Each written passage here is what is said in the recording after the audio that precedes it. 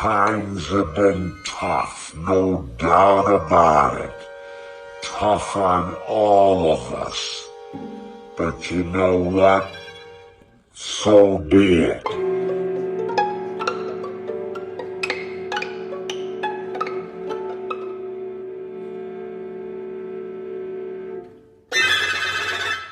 The Workers Club. I love the name.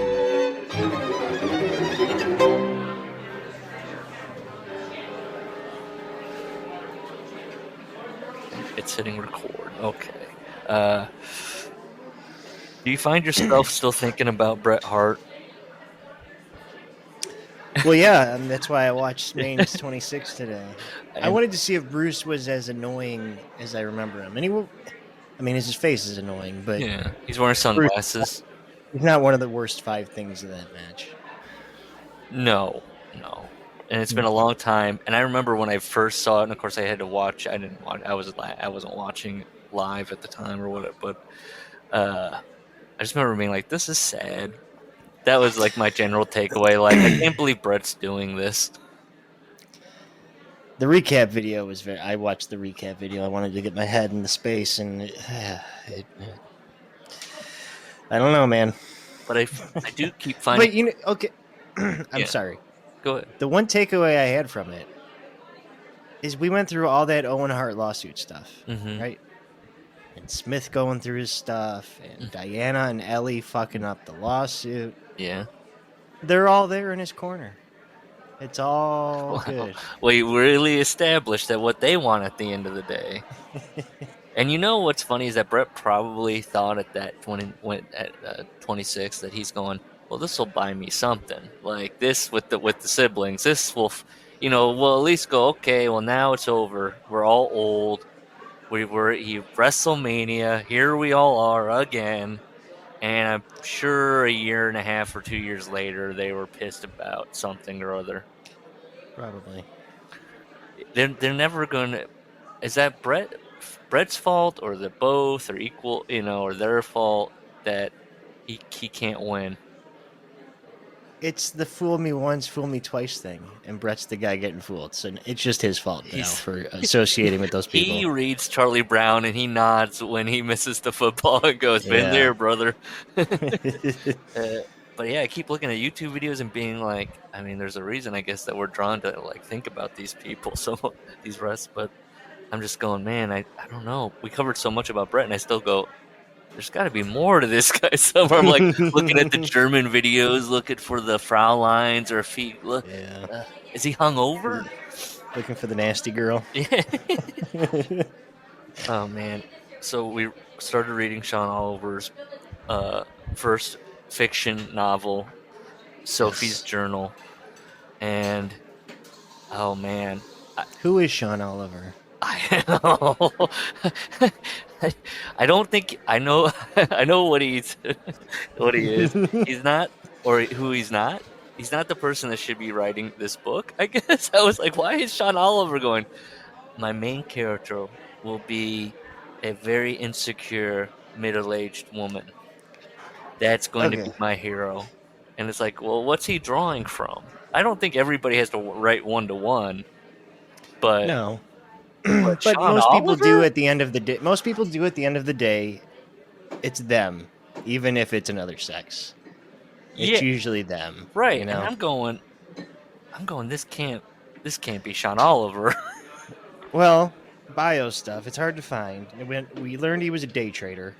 Yeah. Obviously, he was an actor. He does audio production, wrestling shoot interviews, podcasts. Yeah. And then I think it was reading something for this book. It said he's a former public school teacher. Oh, did it? Did I miss that? I saw that in one. Did we know that Kayfabe Commentaries is a pro sports oriented production company? A pro sports oriented production company. Wait, what is that? Oh yes, Sean is also a stock trader and teacher. At the public, when this book was put out. I'm going to say put out because I never trust now these publishers. Who published this? It says that he's a stock trader, not as in the other bio he had, it said was a stock or something, was a day Oh, trader. I see. I didn't even read the damn bio. This was Okay. 2018, and this is is a teacher. How did he get into the shoot stuff? Like, how did he fall into that?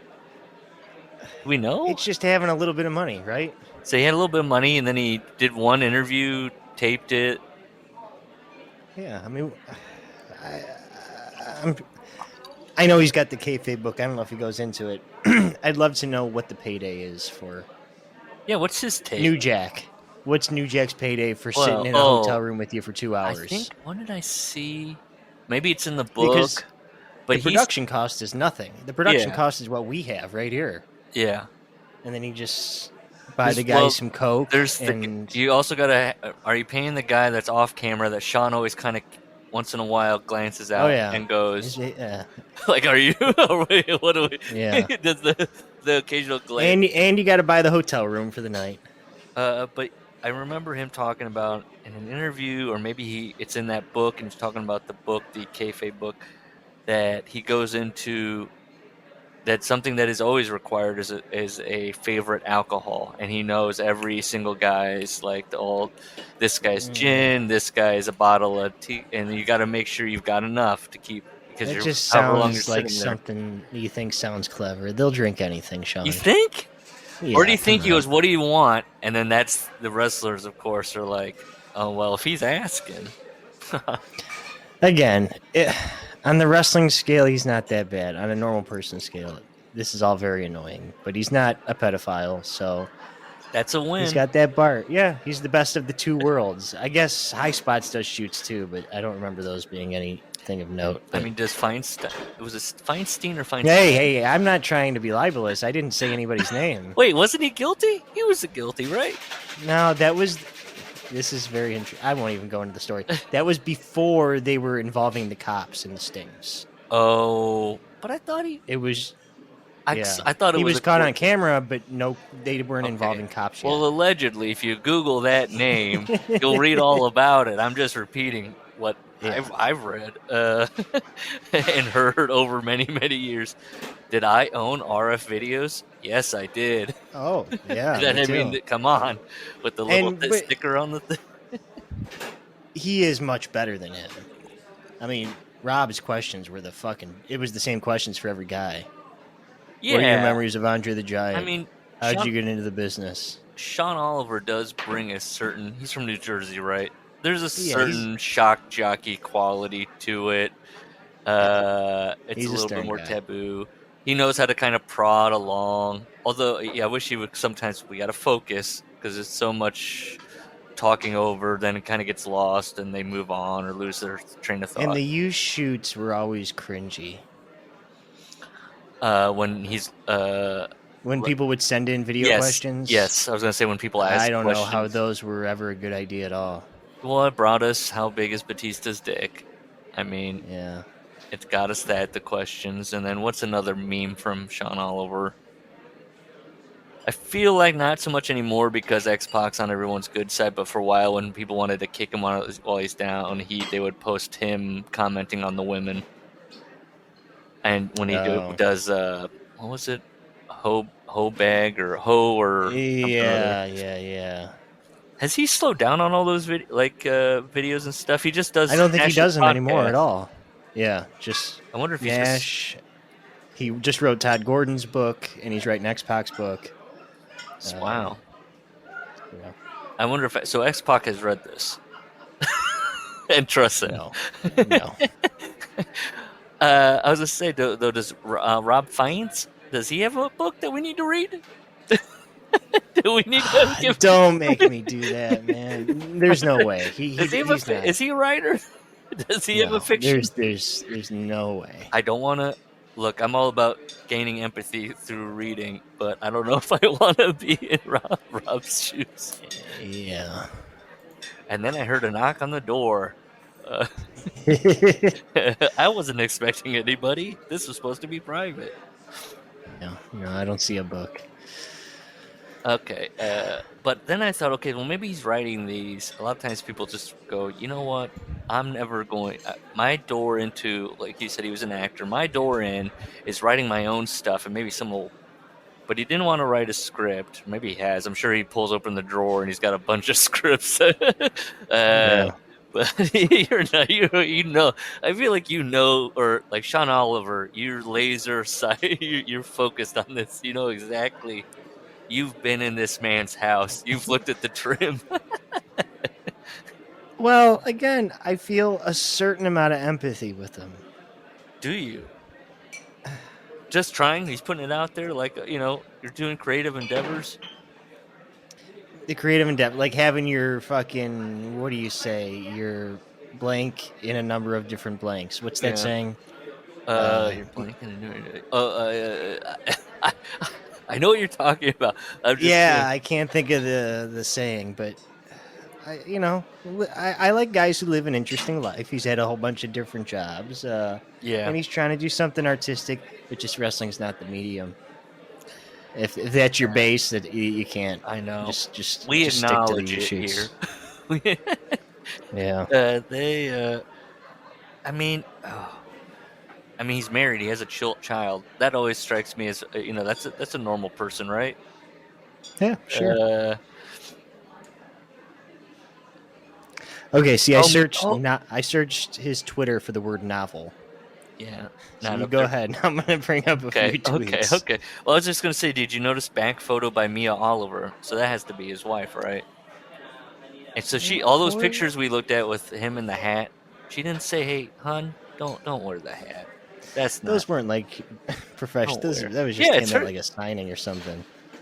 Well, no, that's not that one, but there was the one I showed you on SeanOliverBooks.com.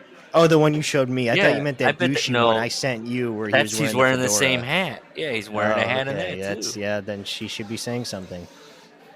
And then like she let him get away with this pose. She's not professional. Yep. She's not going to say anything.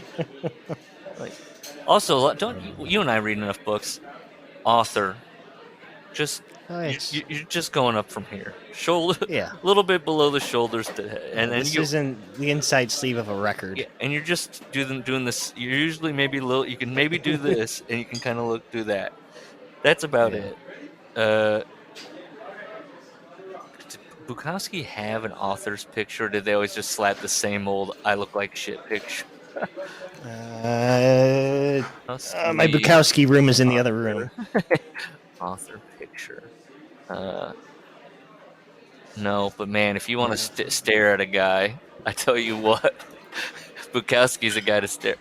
Oh, I cannot believe they got him to do that. That's DeLillo. That's Don DeLillo, not Bukowski. Because Bukowski's hair, and the jaw. Okay, that's DeLillo. I was gonna say, see how excited I was? Like, they had Bukowski dude with the elbow up. I'm like, I've never seen that before. Yeah. No, I'm looking at the ones I've seen. It's a cloud of smoke, and he's in a cigarette. Oh, I need this picture right here. I'm gonna send you this picture. I need to get this framed. Hold on, it's him at a reading. Man, that would have been something. I'm sorry, we're getting way. No, I don't care. But this is not going to be long, so. I need to get that picture. Oh, that's a good one. Yeah, oh yeah. Frame that thing. Put it on a shirt. Come on. I can't buy one. Oh, are you the guy? My wife, used to do that licensing stuff. Were you the guy buying the T-shirt? And I never understood it. They would make the T-shirts of the bands, and it's just the album cover. You buy those? The album cover T-shirts? I don't think so. And I was always like, who's? And they were always the most popular,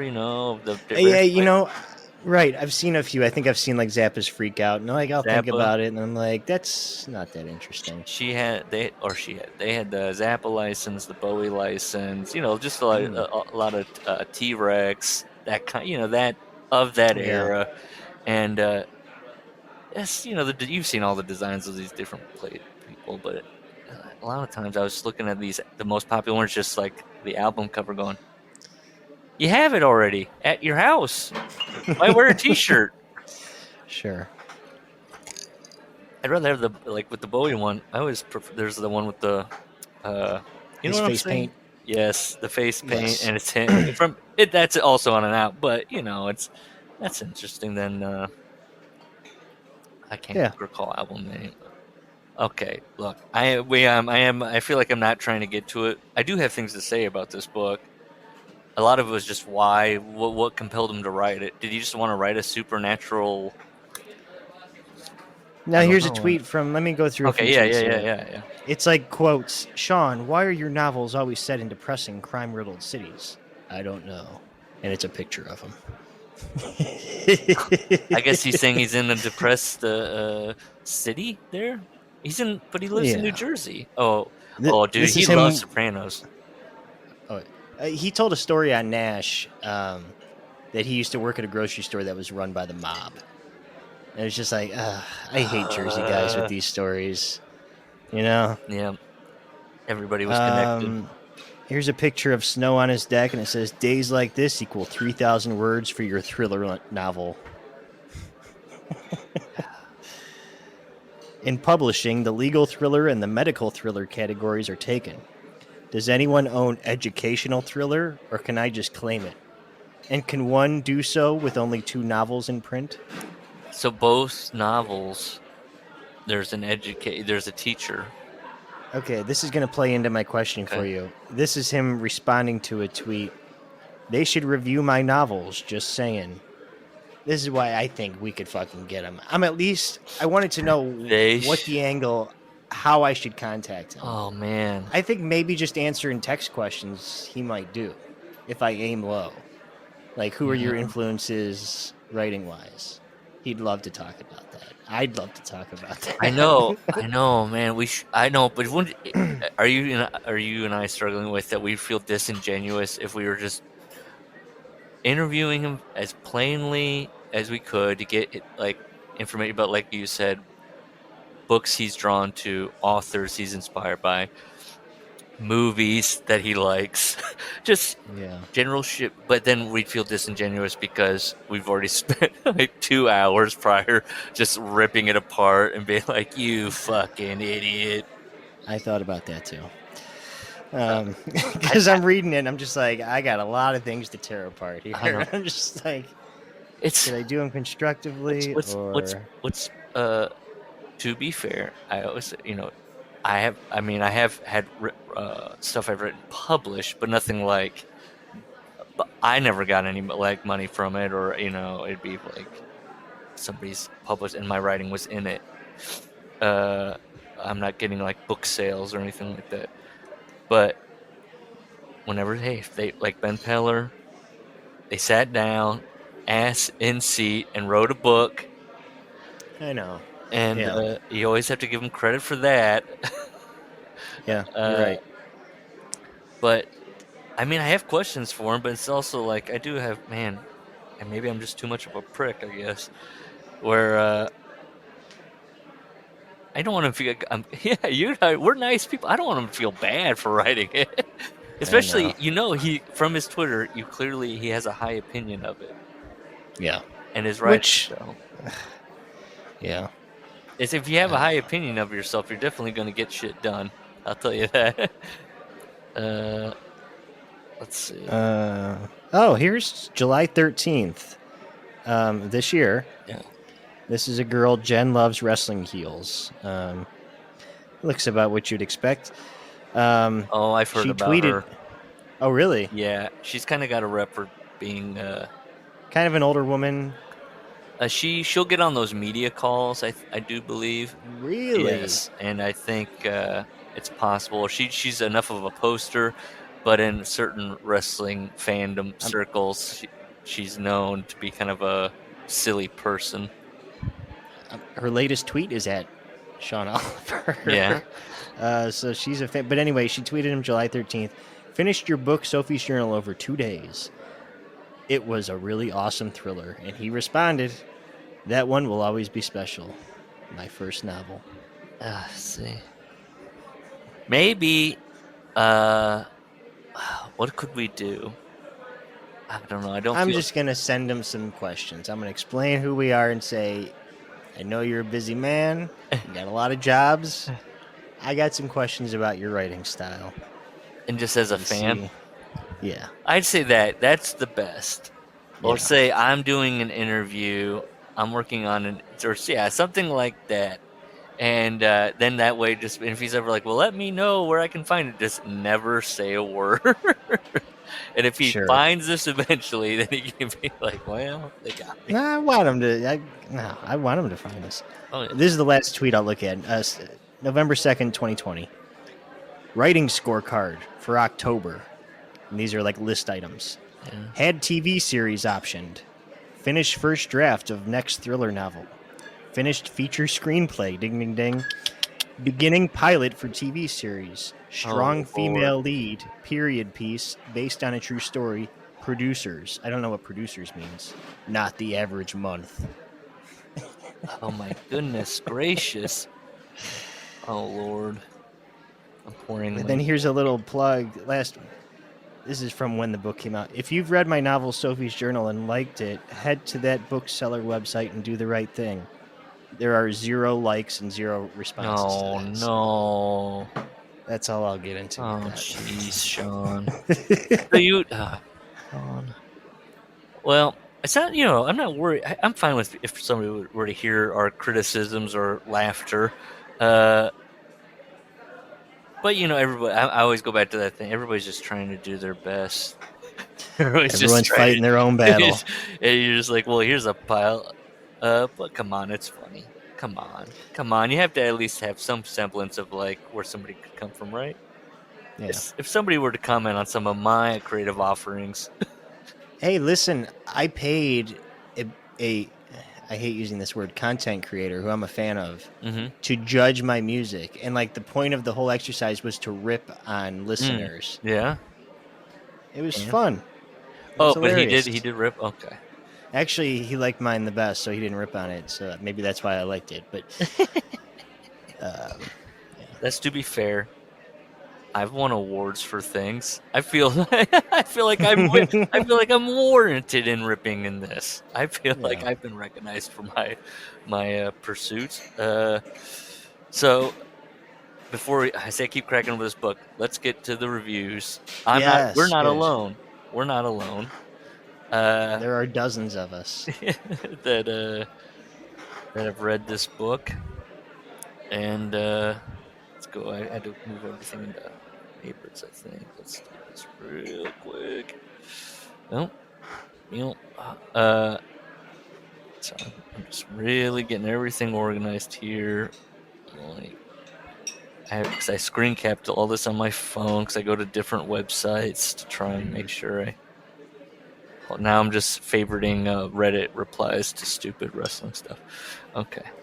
I did some Reddit marketing today, and I just was searching podcasts. So yeah. Where can we plug in? And someone said, "What's a pro AEW podcast?" Did you say Dear Tony, baby? Oh, dear Tony. Yeah. And then they're going to turn it on and be like, "This guy is running down the product." He's slurring this diatribe. He's whispering in his car and making mouth noises. And... Oh, man, I got honked at. Good Lord. That guy. Move it. School chop. Okay. So, let's get some bad reviews of Sophie's Journal. Okay. I've got 2 here. Susan Kaplan, who looks out. She's got her picture up. That's an older woman. And it's 1 star, verified purchase from 2018. Do not waste your time. Ludicrous. Poorly written. Not at all believable. Well, come on now. Yeah. It is a super. Yeah. Claptrap. That's just 1 sentence. Claptrap. Yep. Full of red herrings and false starts. If I really think about this, I guess this is a story of a crazy person who draws everyone into her madness. Yes, she thought about it and then just read the plot on the back of the book there. So, and I'll go into what did Susan like? And Susan, a lot of these I noticed clicking on the good reviews and the bad reviews, generally favorable people in life, just, 5 stars Okay. for most things. It was tough to find a low star for the people that loved the book. Hmm. Because they love everything. So that might be also a knock against Sean's book that the people that loved it have no Yeah. barometer. Susan loved Nulo Freestyle Cat and Kitten Wet Pate Canned Cat Food, premium I am all not natural surprised by grain that. free with 5 animal based proteins and vitamins to support a healthy immune system. A 12 and a half ounce can, pack of 12. Five stars in A 2023. woman rating cat food would be the same woman who would pick up this book sight Yes. unseen. And then Just go claptrap. yeah. Nora Roberts books all throughout her cat piss stained house. Yeah, I was gonna say, as she's reading, you just hear. Meow. This cat food. I don't know. You like cats? I have a cat. Maybe you would like this cat food, the Nulo brand. The very best. This cat food is suitable for cats of all ages.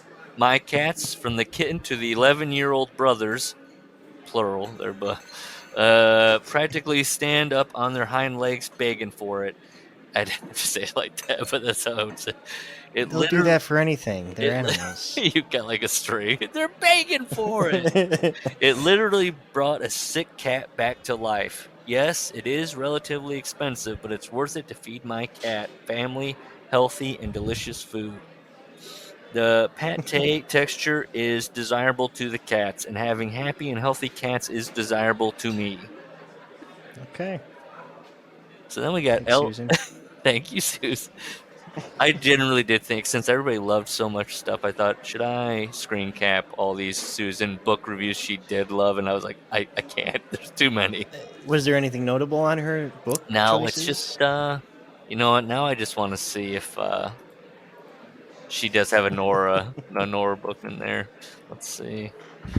Okay, this is gonna be quick. This is gonna be quicker than on my phone. I'm on the computer right here. Sophie's journal. Did you listen to his Audible sample? He did read this audiobook. I did, and I saw him tweet about recording it. Nothing notable, but yeah, that was a pretty dry. Yeah. But then again, I don't listen to many audiobooks, but I feel like even the ones I have were not that dry. Do you think he does the same voice for everybody? So when it's Sophie, he's like, "Are you scared?" Like, does he even try to lighten his voice up? That is always the question on if that's.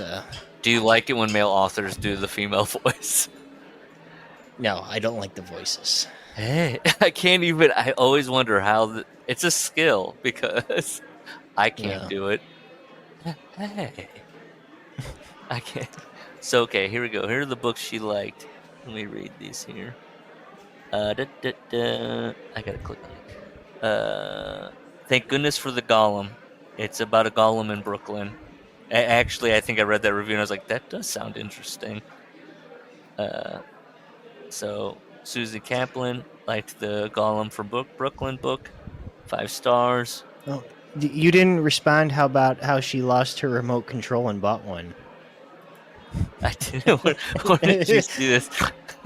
Perfect. I have lost remotes for my Dynex TV. I didn't see that. Like I said, I see so many 5-star reviews. My eyes start glazing over. Why are they losing? Are they like the Apple TV remotes? Are they real like tiny? I don't know. Ludicrous. Oh, what did she call ludicrous? The book is ludicrous, and she called it ludicrous. Oh, Freud's Revenge. P.J. Adams. I don't know what that is. Well, how do you see what the book is? It's on the right. Oh, God. Okay. Yeah, I know, that's the layout. That's bad. Bad layout. Yeah, Paris, California. Collected regrets of Clover. Yeah. I don't know what. Clover's a Clover death is doula. Wow. What's a doula? A doula is a woman that helps women give birth. It's like a midwife. Like a midwife. I'm sure if somebody that was a doula heard this, they'd be like, "No, it's not like that." Yeah, I like Freud's Revenge. This is quite possibly the worst mystery I've ever read. Yeah. The Step My Family. maid is in here and she wants to get something from. I don't know what she's doing. You have a maid? I think she's getting underwear. Oh, okay. I'm making a joke. No. Oh, The Block Party is a totally delicious read. Block Party? Yeah. While stories of tightly knit communities that unravel under the burden of too many secrets abound, she's a good writer. The Block Party is several cuts above the rest because the secrets are more incendiary than average. And the alternating points of view between Alex and her daughter Letty is unusual and very effective. Rollicking entertainment, she calls it. Yeah, and she also did Claptrap. I trust. Look, I trust Susan. I'll say that I trust Susan. Did you see the review for Imperfect Healing, a meditation on beginning again in America? No. And she says, a meditation on the need to be imperfect, 5 stars. The notion that one is not perfect, nor should we aspire to be, is at the heart of this short meditation on living mindfully. I met Noah Dorson once at his father's funeral. I knew his father, Mitch, well, both from my synagogue and from working as a substitute teacher at the last school at which Mitch taught. She's a teacher. Yeah, that's why she thinks it's unrealistic. Yeah. I wrote, having worked in the school system, I also had notes about what's happening in the school. He was a true force of nature, a man who lived. Okay, we're falling into a Susan Kaplan. Yeah, hole. enough about Susan. Give me some other reviews. LW, 1 star. Don't waste your time. Started off promising, but devolved into nonsense. I forced myself to scan pages just to get to the end, hoping for some miracle clever ending that might have saved it, but alas, 2 thumbs down. And then LW likes 5 stars. Buy these. Rescoto 2 pairs UV protection cooling arm sleeves, sun sleeves, UPF 50, men and women style, or some call that unisex. These are awesome and very reasonably priced. Love them and keeps my arm safe from UV while commuting. Can't go wrong with these. That's intense UV protection if you're going commuting, driving to work, and you roll on the old UV sleeves. Unless he's a trucker. Although you wouldn't say I'm commuting then. I'm commuting You're to right. work, site to site. Wow, he really cares about his arms. Or Maybe he's albino. Huh? So, but there were people. Now I started getting kind of conspiracy about the people that loved it. Yes. Because they all kind of have similar reviews, which is I couldn't put the book down. And I read the sample. That's in quite a few. I read the sample. And I couldn't I decided to buy it. Give it a shot. And then also the things that they also loved or hated. I don't know. I started going, let's see. Who loved it? And of course there was a big person that loved it. Do you think it was really him? Before I say Who is it? Lanny Poffo, 5-star review by Lanny Poffo. Yeah, I bet Lanny did that. Okay, because he has other reviews, and I'm going, is this Lanny acting like he's not Lanny? Well, but he didn't read it. You don't think he read it? No, he did it as a favor to Sean. Not even as a paid favor, but just being a nice guy. Lanny's a nice guy. He was a nice guy. I will read Lanny's review of it right now. 5 stars. The review of Sophie's journal. Ready? Compelling book. And the title of that review was 5 stars, which is what he rated it. All right. So I think you might be right. I don't think you read it. And I think he did the 5-star rating. Then went, oh, I got to put a title, 5 stars. Yeah. And then compelling book is, you can't argue with it. Sure. But then Lanny also rated his own book 5 stars. Fantastic. This is Leaping Lanny, Wrestling with Ryan. This is fantastic. I also recommend Lanny's other book, Limericks from the Heart and Lungs. Brilliant artwork on both. Both are international bestsellers thanks to Lanny's wrestling popularity. See, when he sent me those, right, I was like, why is he writing in the third person? Yes. But that wouldn't be the most bizarre thing he's ever done, so it's okay. Well, he also 5-star to designing and building fuel cells. And the guy that wrote that, his name is Spiegel. And so Lanny says, Spiegel is regal.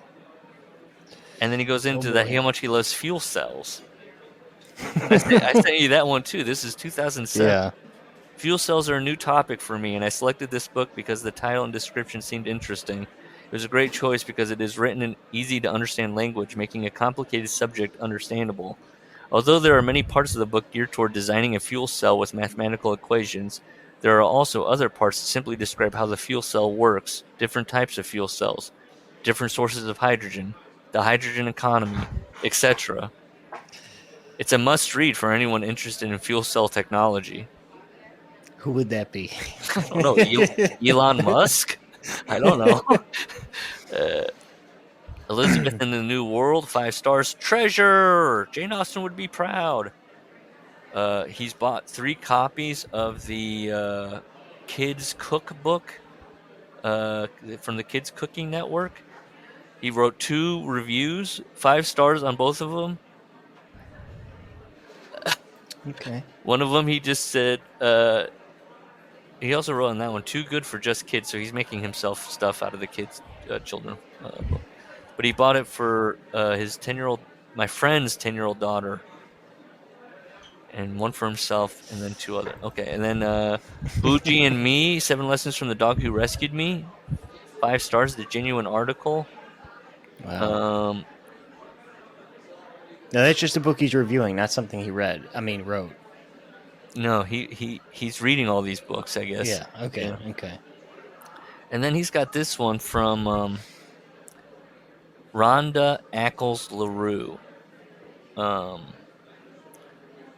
Remembering who you really are, the journey of awakening to soul. Journey of awakening to soul. Should be your soul, maybe? I don't know. He wrote 5 stars, Viva LaRue. Or Vive LaRue. Remembering who you really are is an astonishing glimpse into the soul of a beautiful and courageous woman. Her honesty, humility, and humor will entertain as well as enlighten even the most cynical reader. I am truly sorry about the 5-star limit. Vive LaRue. What a character. Okay. So, okay, I have. Can I plug something back in here? Yeah, sure. Because there's an interesting tweet. Hi, Sean. Did you take any writing courses before starting your first book? And he responds, nothing formal. I read like crazy. Books on story, structure, etc. Sid Field's screenwriting books I studied in college are incredibly relevant to novel structure.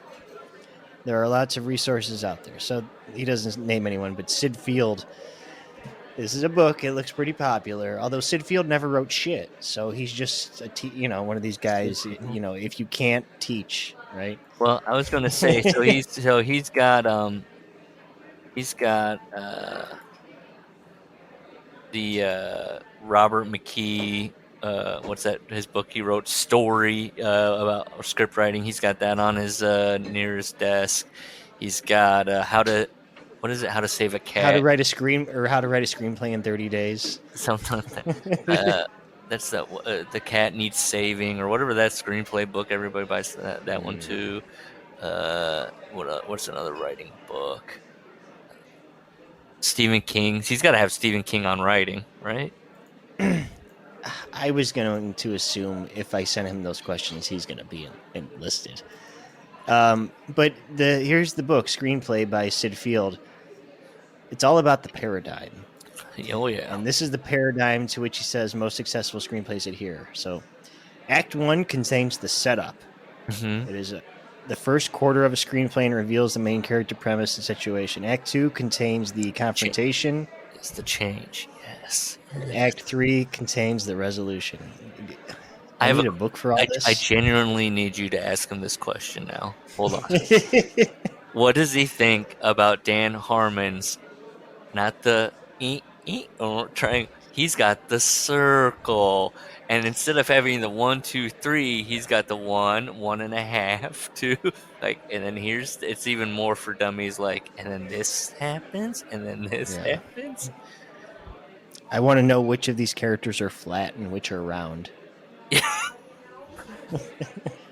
Ask him. Oh, you know what? Oh, now, okay. What do I want John Oliver's opinion on entertainment?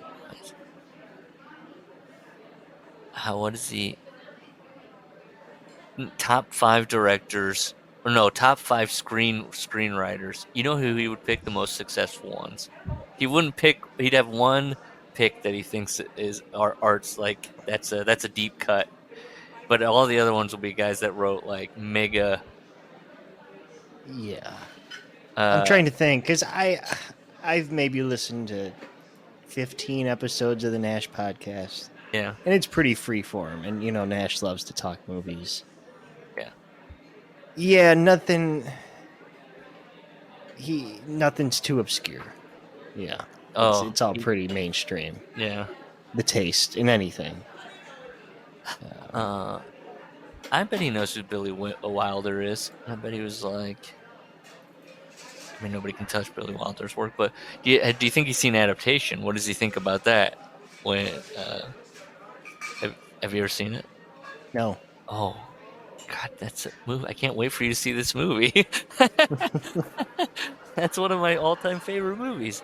I don't want to even get into you. I'm sure you're aware of the plot. I don't want to go into the whole thing. You're aware of the plot?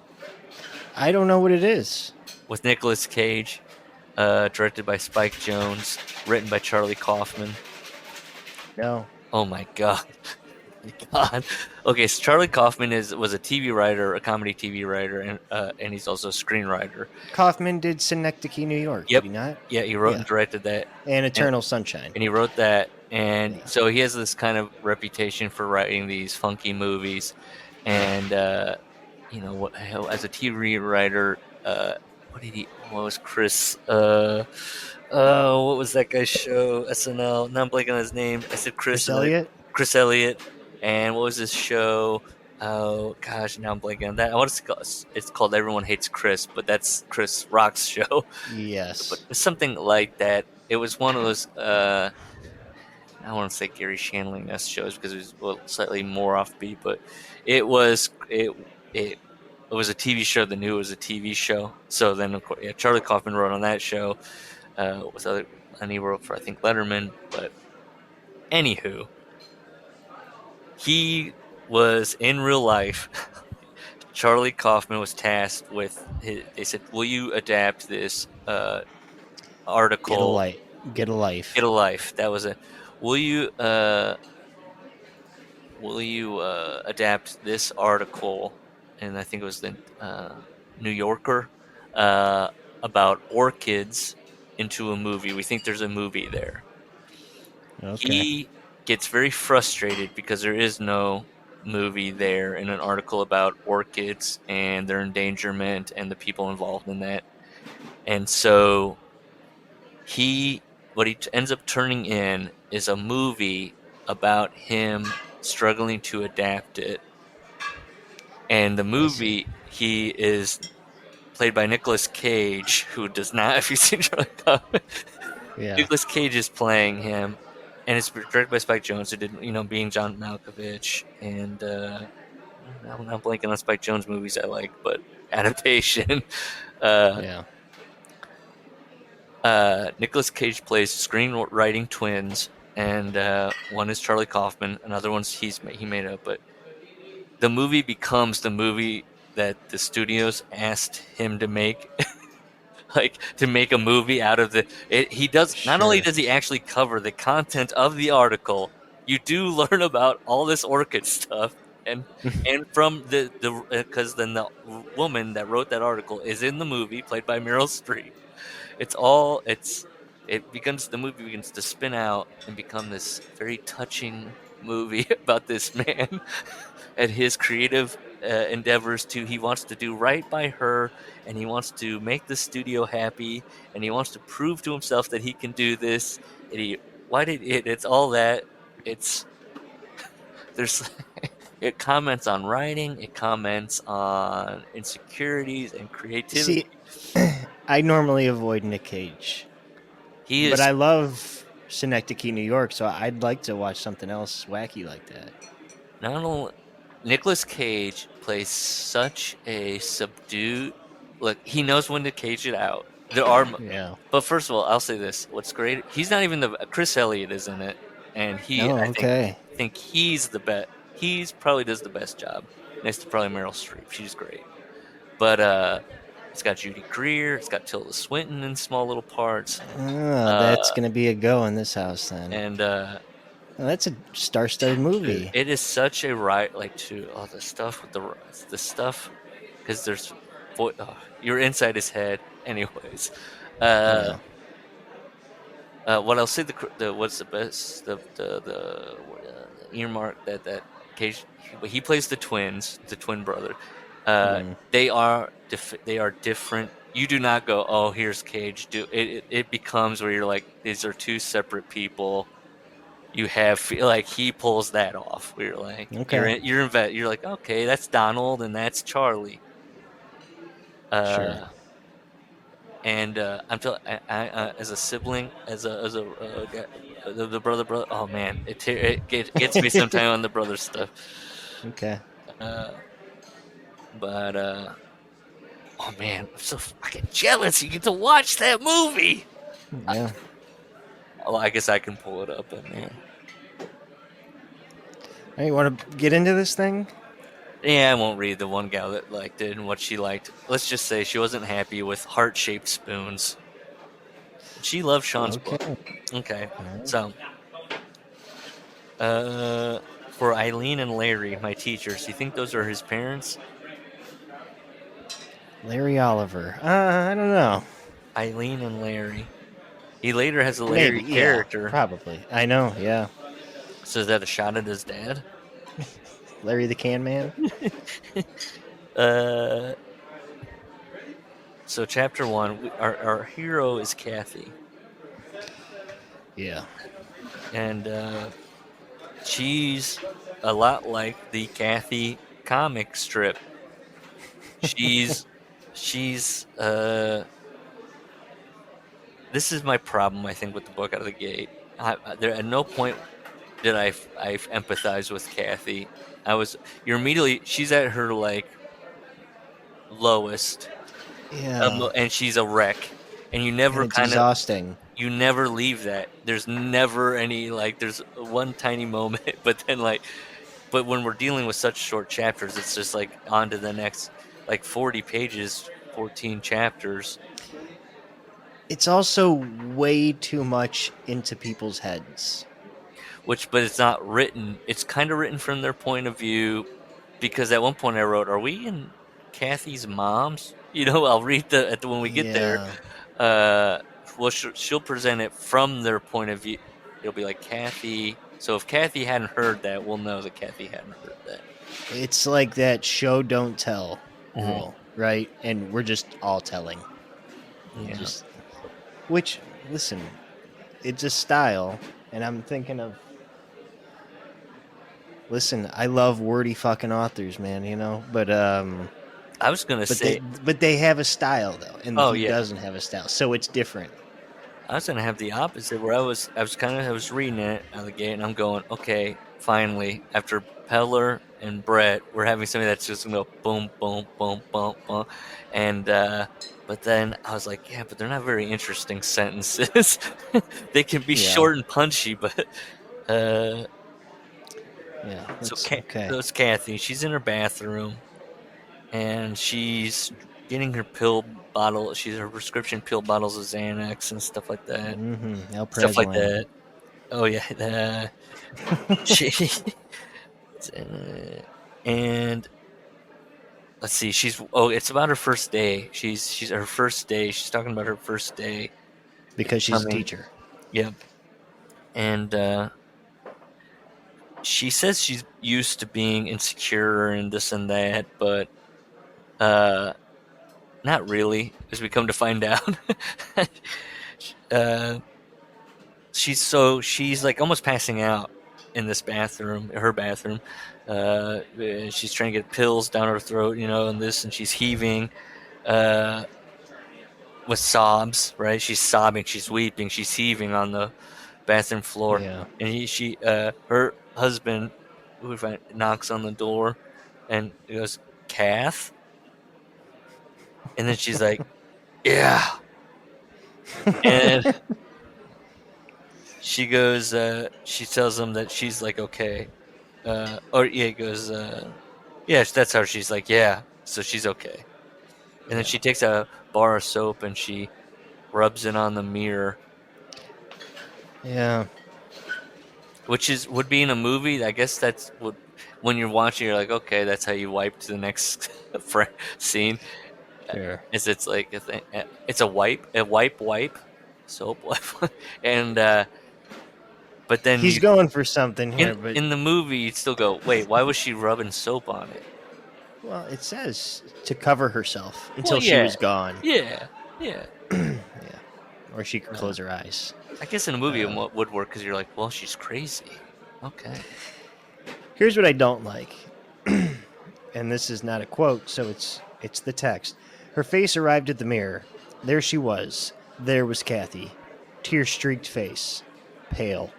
Frigging mess. I don't like casual words in the author's text because that's not the style. It's like taking us out for a second. Yes. And there's a few better examples of that coming up, but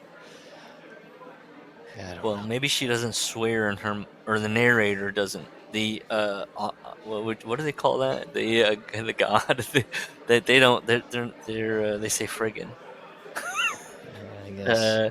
Do you think Sean Oliver is somebody that says friggin', but he thinks this woman would? So then that we are in her mind, or is it Sean? I think it's Sean. This is why this is. If this is.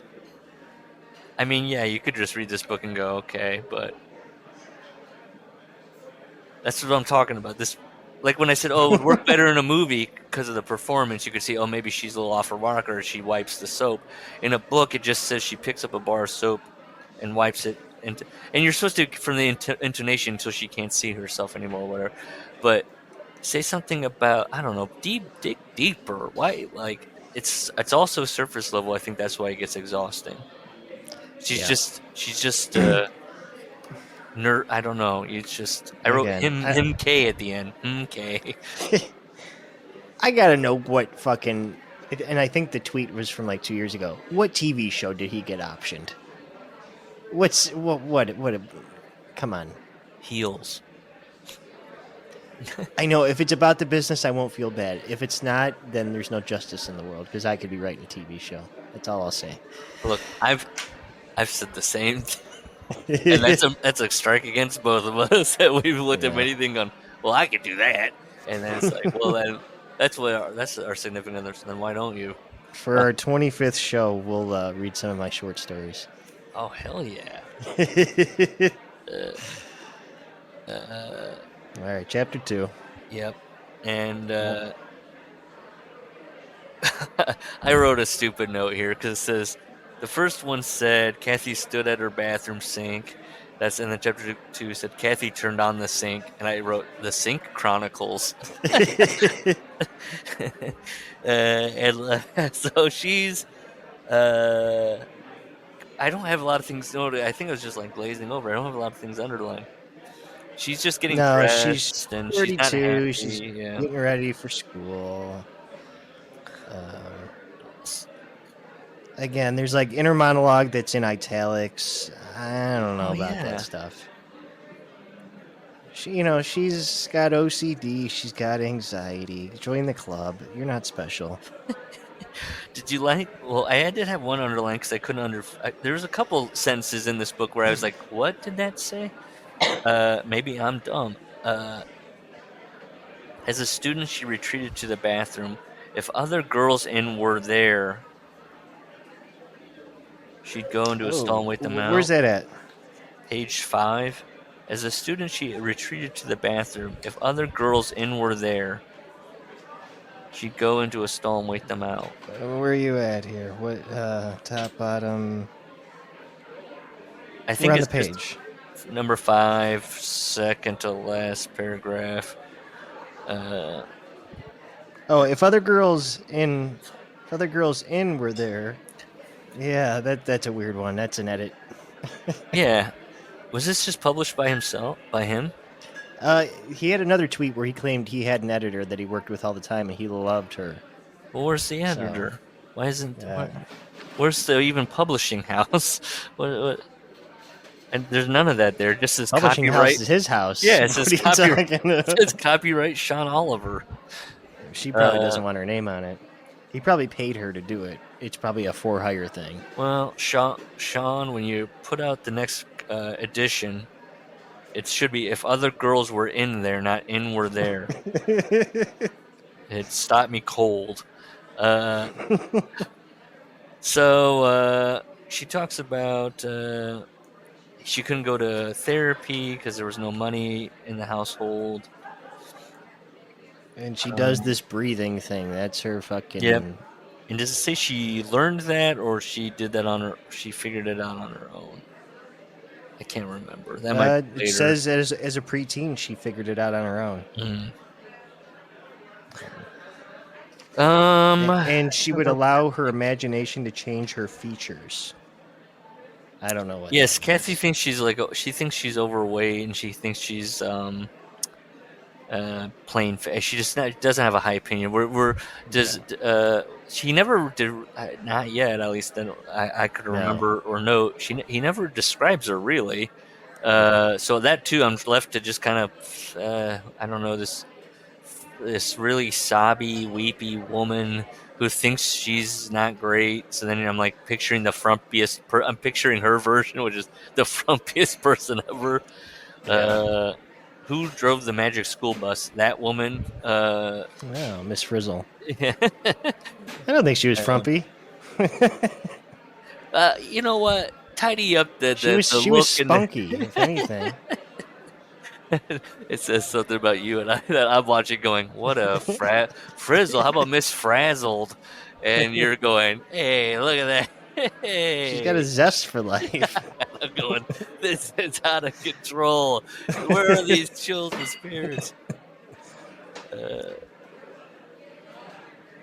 So it's the smell. She's back in the school. She talks about the shitty school district she's in and the state itself and bad nobody's they're just making a bunch of dummies out there.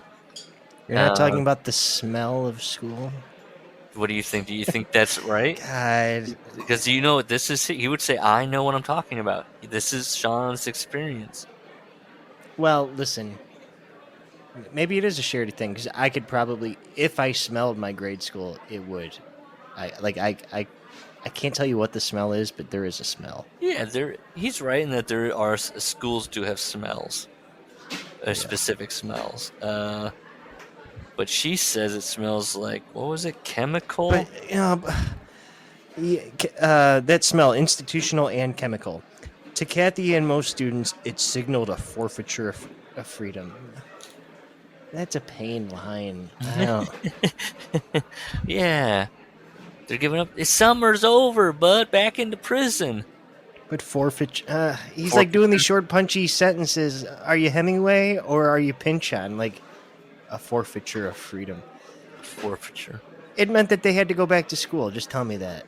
I don't know. To Kathy, it meant the summer was over. Summer. You could. There would be a better writer of like. Summer was over, but you say it a little bit more flowery. Yeah.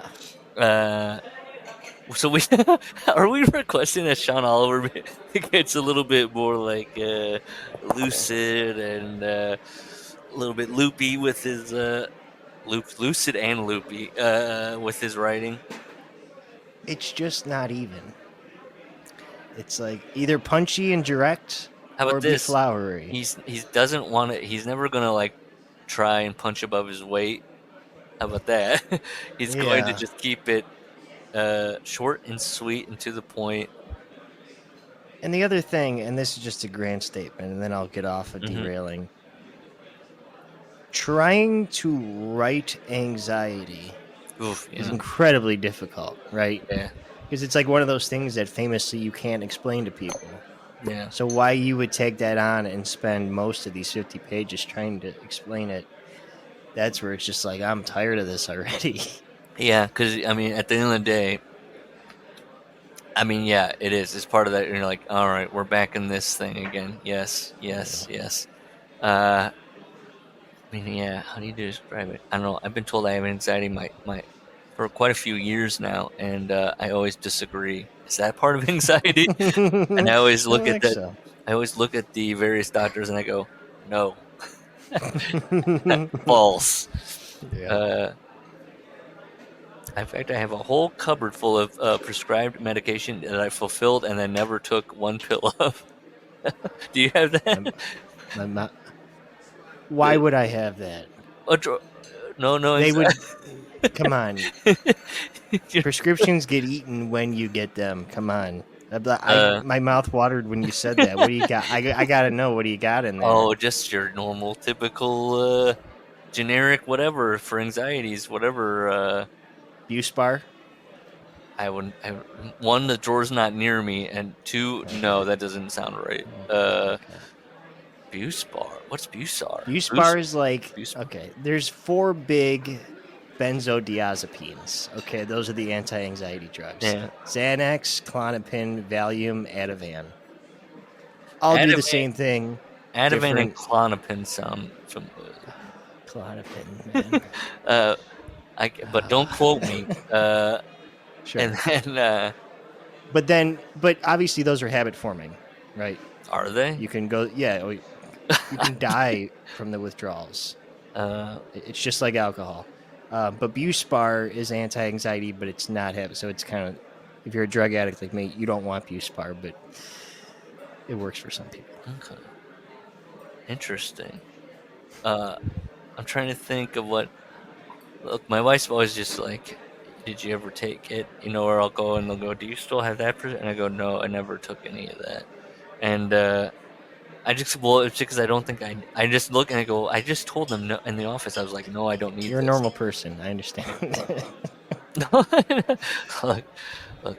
Well, I mean, we can go and look. This turned into that podcast. Look, we can Yeah, go it's into okay. my cabinets and look what bottles are in there.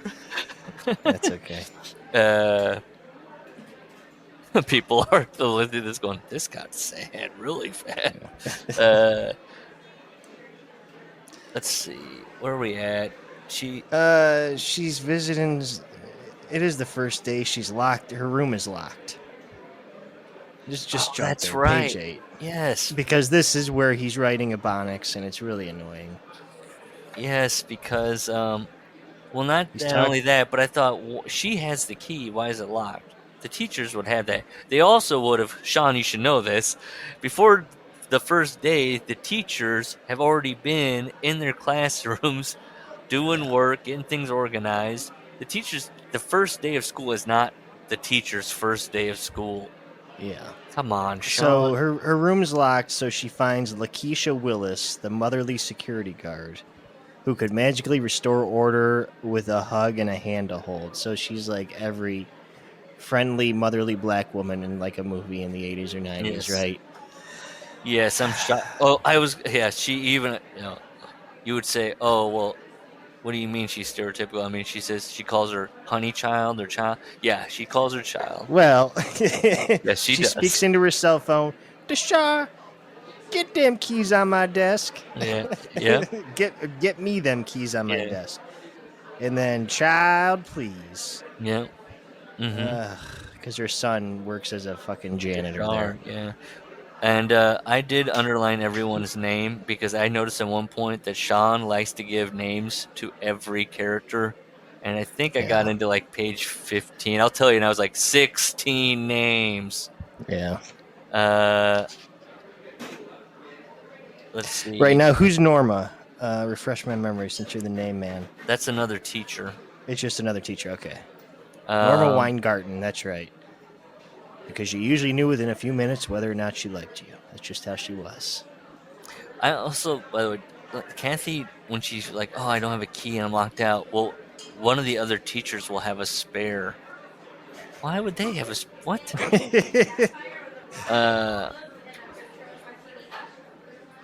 But yeah, Norma Weingarten. Yeah, sometimes we get full names. I don't know why, and sometimes we get just one name. Larry the Can Man. Yeah.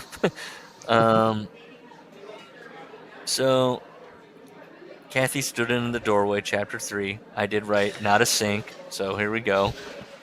But I like Norma. Real quick, just because I like these sort of like whitewashing terms, or not whitewashing, but euphemisms, I suppose. Norma has been teaching there since the area ran ethnic. Yes, I also noted that, and I was like, what? Why didn't I underline that? I remember thinking, going, what? Ran ethnic? That means when it was Jewish and not black. Yeah. Usually that's what that means. I'm not being racist. I'm no. But him saying that's usually like the nice way of saying that. Yeah. And that's Kathy though, not Sean Oliver. That's where I'm like That's true. Yes. Yeah. Kathy.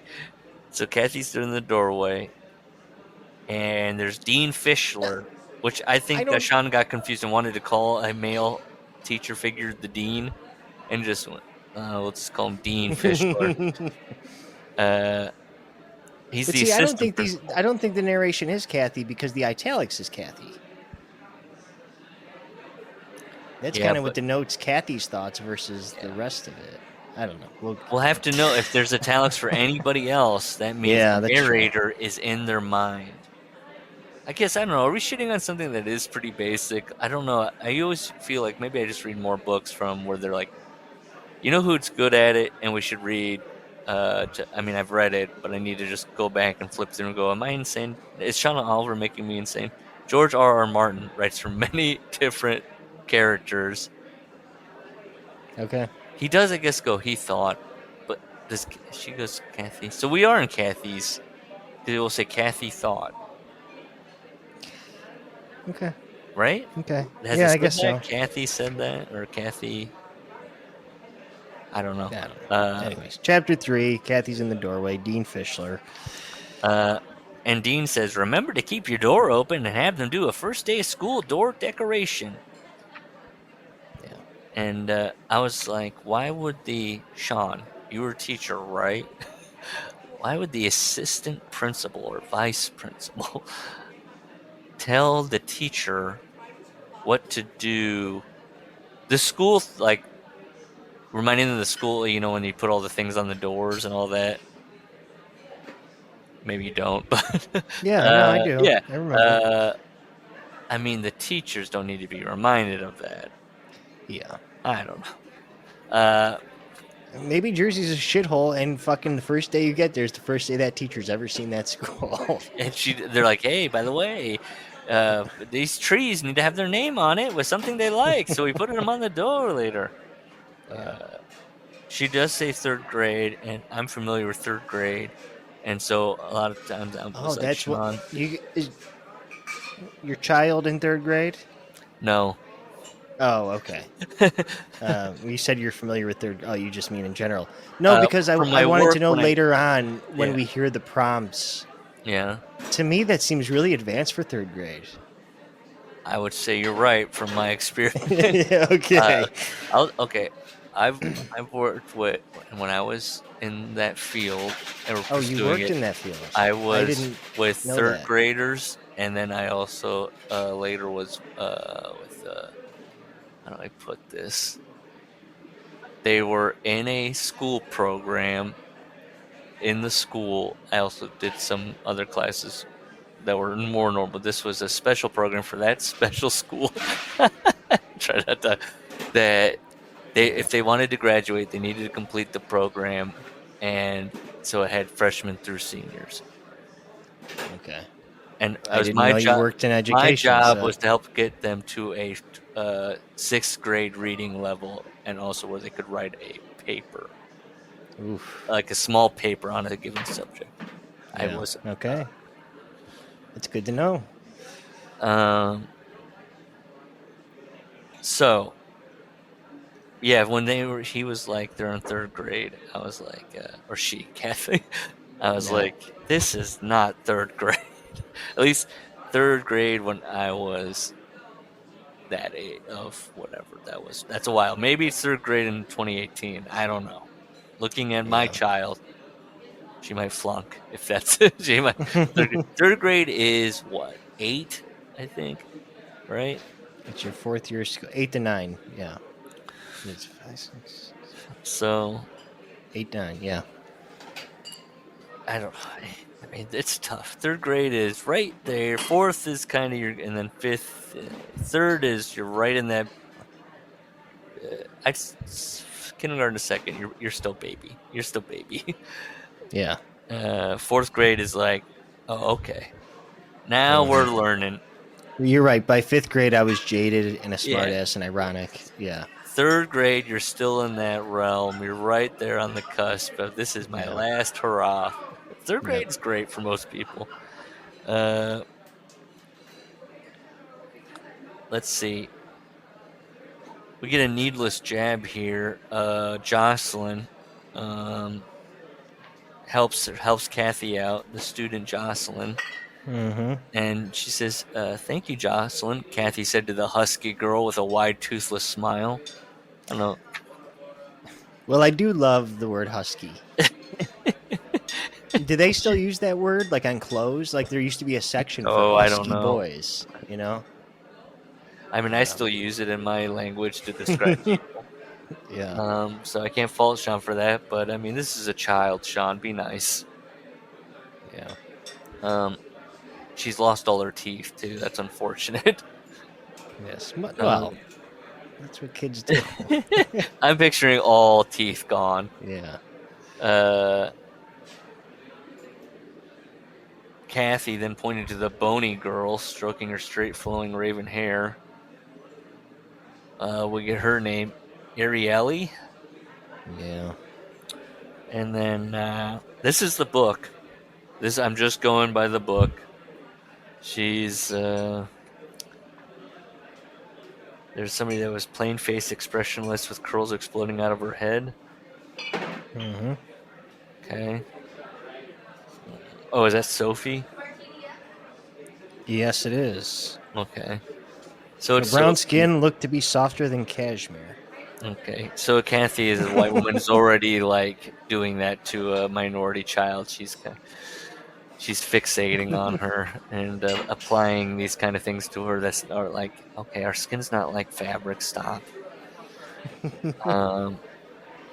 What do they call that when you do that? You it's on my God. Why am I blanking on this word?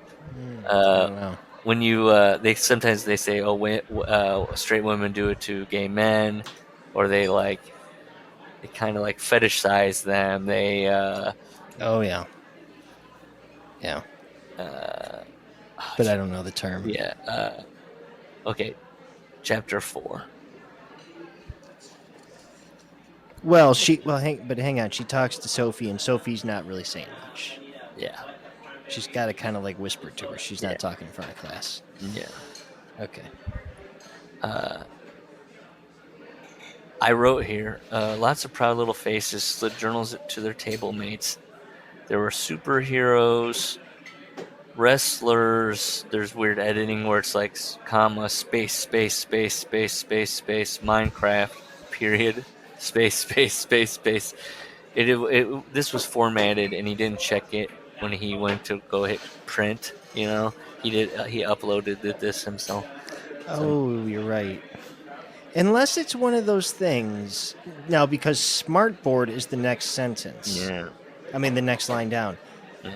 Sometimes people will do that where, like, if they have a big word that they don't want to the hyphen, they'll space that sentence before so that the edges of the sentences don't look choppy, which he kind of does that at a lot of places.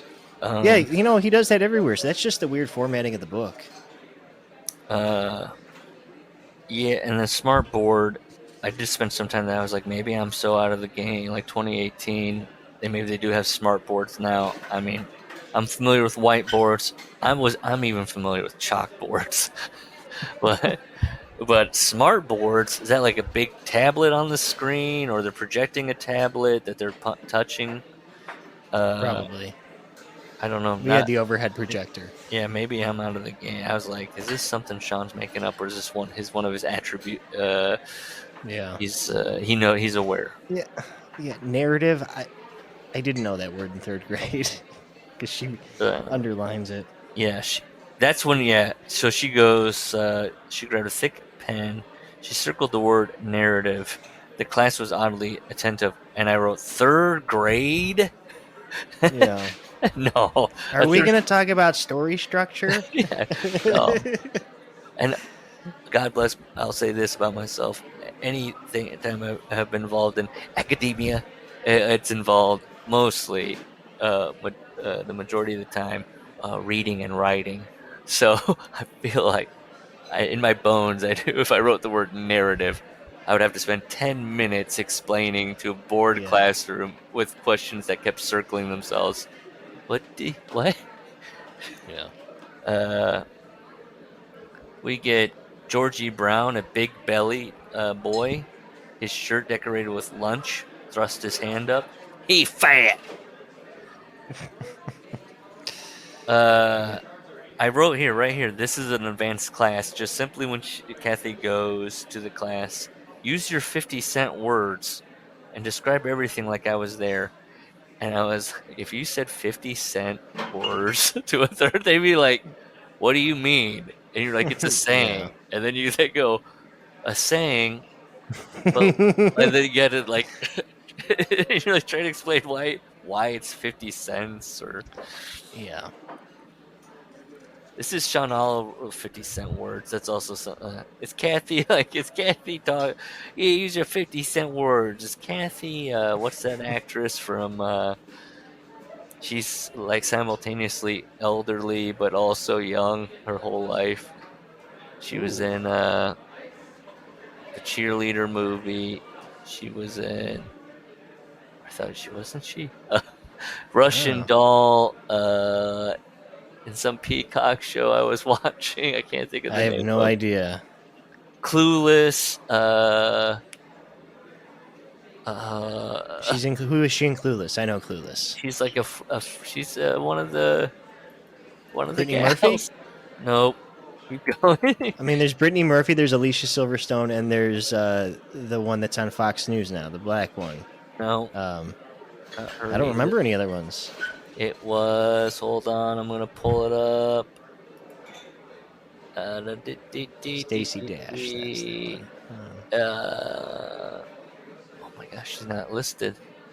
Okay, I'm gonna type in. Hold on. I'm gonna click this. Here we go. She's in it. I know she's in it. And Clueless is like a very small role. Or maybe I'm thinking of American Pie. The red-haired girl. Yeah, Natasha Lyonne. Yeah. Yeah, okay. She's not in Clueless. So I think Kathy is sometimes Natasha Lyonne. Yeah, okay. I can see that. It'll help me if I picture that. To keep interested in the book. Wonderful actress.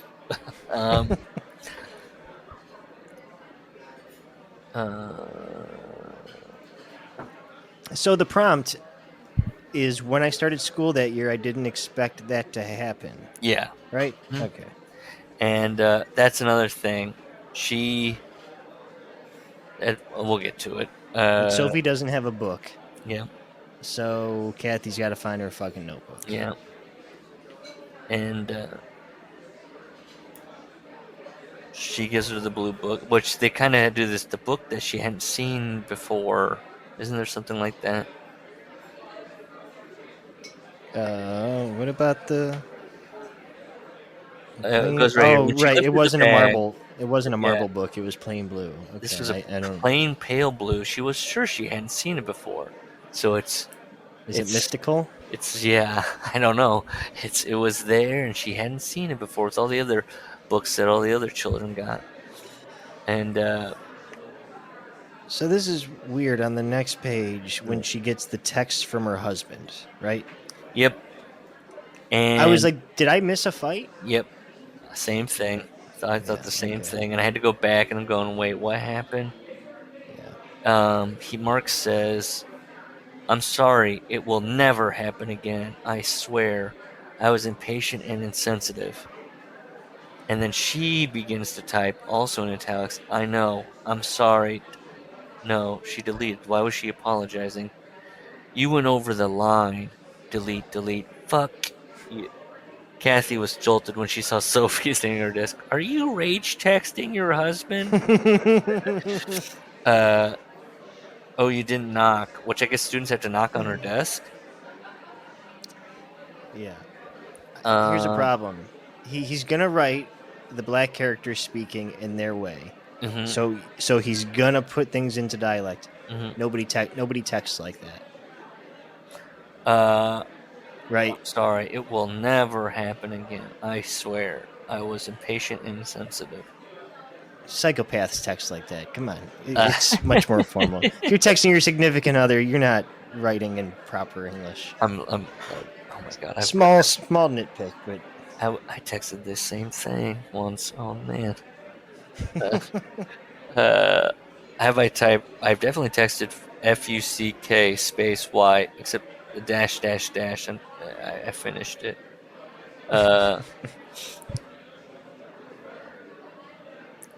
Let's see. so Sophie says, "Can the story be true?" Yeah. The little prompt, and she says, "Yeah, go for it." Yeah, and I'm there when I read it. Yeah. What? When you write, you should take me there. What are we at NYU? Come on. Well, Sean, guess what? if We're that's not the there. if that's the level we're do you need a drink or anything? Nah, I'm all right. It's bad No, that I do. take Are a you break. right? Take a break. Take a break. Is 10 minutes okay? Yeah, that's fine. Okay, I'm I gonna go think. smoke then. I'll find out when I walk out that door. Okay. Oh yeah. uh, man, the pause play button on that. Man. Wonder when they instituted it because I've been using it lately. What a good thing. Good. So it's chapter 5. The main office was bustling. Julissa, the main clerk, nearly 1,000 students. I guess for an elementary school, that's pretty big. Again, it's Jersey. I don't know. And yeah, but then I was like, I did have that thought too. Like, is it big for the? I mean, how big? Yeah, does she ever say where in New Jersey or just New Jersey? Carson, right? Carson. Is that what he says? Yeah. Hang on one second. I apologize. Yeah. I'm sorry. You're fine. It's garbage day. We had to make sure it was out. I've never heard somebody scream so loud and so derisively at somebody. Really? You heard that? No. You know, yeah, but I'm making that up. They sounded fine. I wouldn't call my wife that, but that's me. What? No, I'm sucking with you. Okay. So the top journal was okay. We get Sophie's full name, Sophie LaFontaine. Yeah, and I'm only going to mention this because it seems like Sean wants this to be important. There's a position open for a language arts coach, and our girl Kathy wants it. Oh my gosh! But she just sees the sign right now. We don't get into it yet. I'm just gonna say one of those women that liked the review or liked the book and 5-starred it. The one that liked they hated the spoons. Yeah. Her name was Jennifer Lee Fonte. I'm Hmm. just saying. I don't know. Sean kept me up all night, ... with this suspense-filled novel. Okay. That's weird. That's what she wrote. And then, she got these heart-shaped measuring spoons that she, Oh, that's what you're talking about. Okay. Yeah. I thought there were heart-shaped spoons in the book that she didn't no, she ordered 36 sets for arrived damage. Okay. Oh, And, you know, Jesus. the spoon of the spoon, what do you call that? The bowl of the spoon? I guess. Yeah, I don't know. Is heart-shaped. And then the handle says like a pinch of joy or a dash of tenderness. Oh, Jesus. What do you think? You want those measuring spoons? They're hung underneath her live, laugh, and love sign, Yeah. probably. Uh-huh. Okay. So Kathy reads Sophie's thing. Yeah. And this is a third grader, an 8-year-old. Yeah. She's with her dad in a store. It's Christmas, I think, in the story. Or something. I can't remember. But Yeah. she gets lost, and then he goes off to be a drunk, and then she cries and cries. And then he finds her and grabs her by the arm and pulls her Yeah. over the concrete. Yeah. And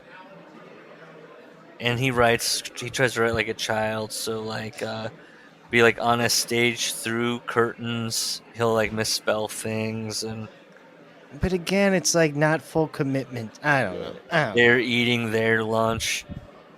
There were mistakes that in my brain, the way I was coming at it, I was going, these aren't the mistakes a third grader would make. They'd make these kind of mistakes. Right. I've graded papers. Yeah. But again, maybe. But he's also, if not my age, older. So I'm He's thinking. 50. So yeah, I'm thinking. Well then, because I'm thinking back 20 years ago, like going, oh yeah, that's so maybe I'm thinking maybe kids are brighter now. Well then he would think 20 years ago, wouldn't he? I don't know when he was a teacher, what kind of teacher he was. Right. Uh, So Kathy's very unsettled by this because, well, we don't know yet, but she's unsettled. Well, Sophie wrote, he breathed on me and it smelled so bad like his beer drinks. I know. Kathy, okay, But well, yeah, we get one of my It's basically friends. making her get totally unhinged. Yeah, okay, yeah. Here, hold on.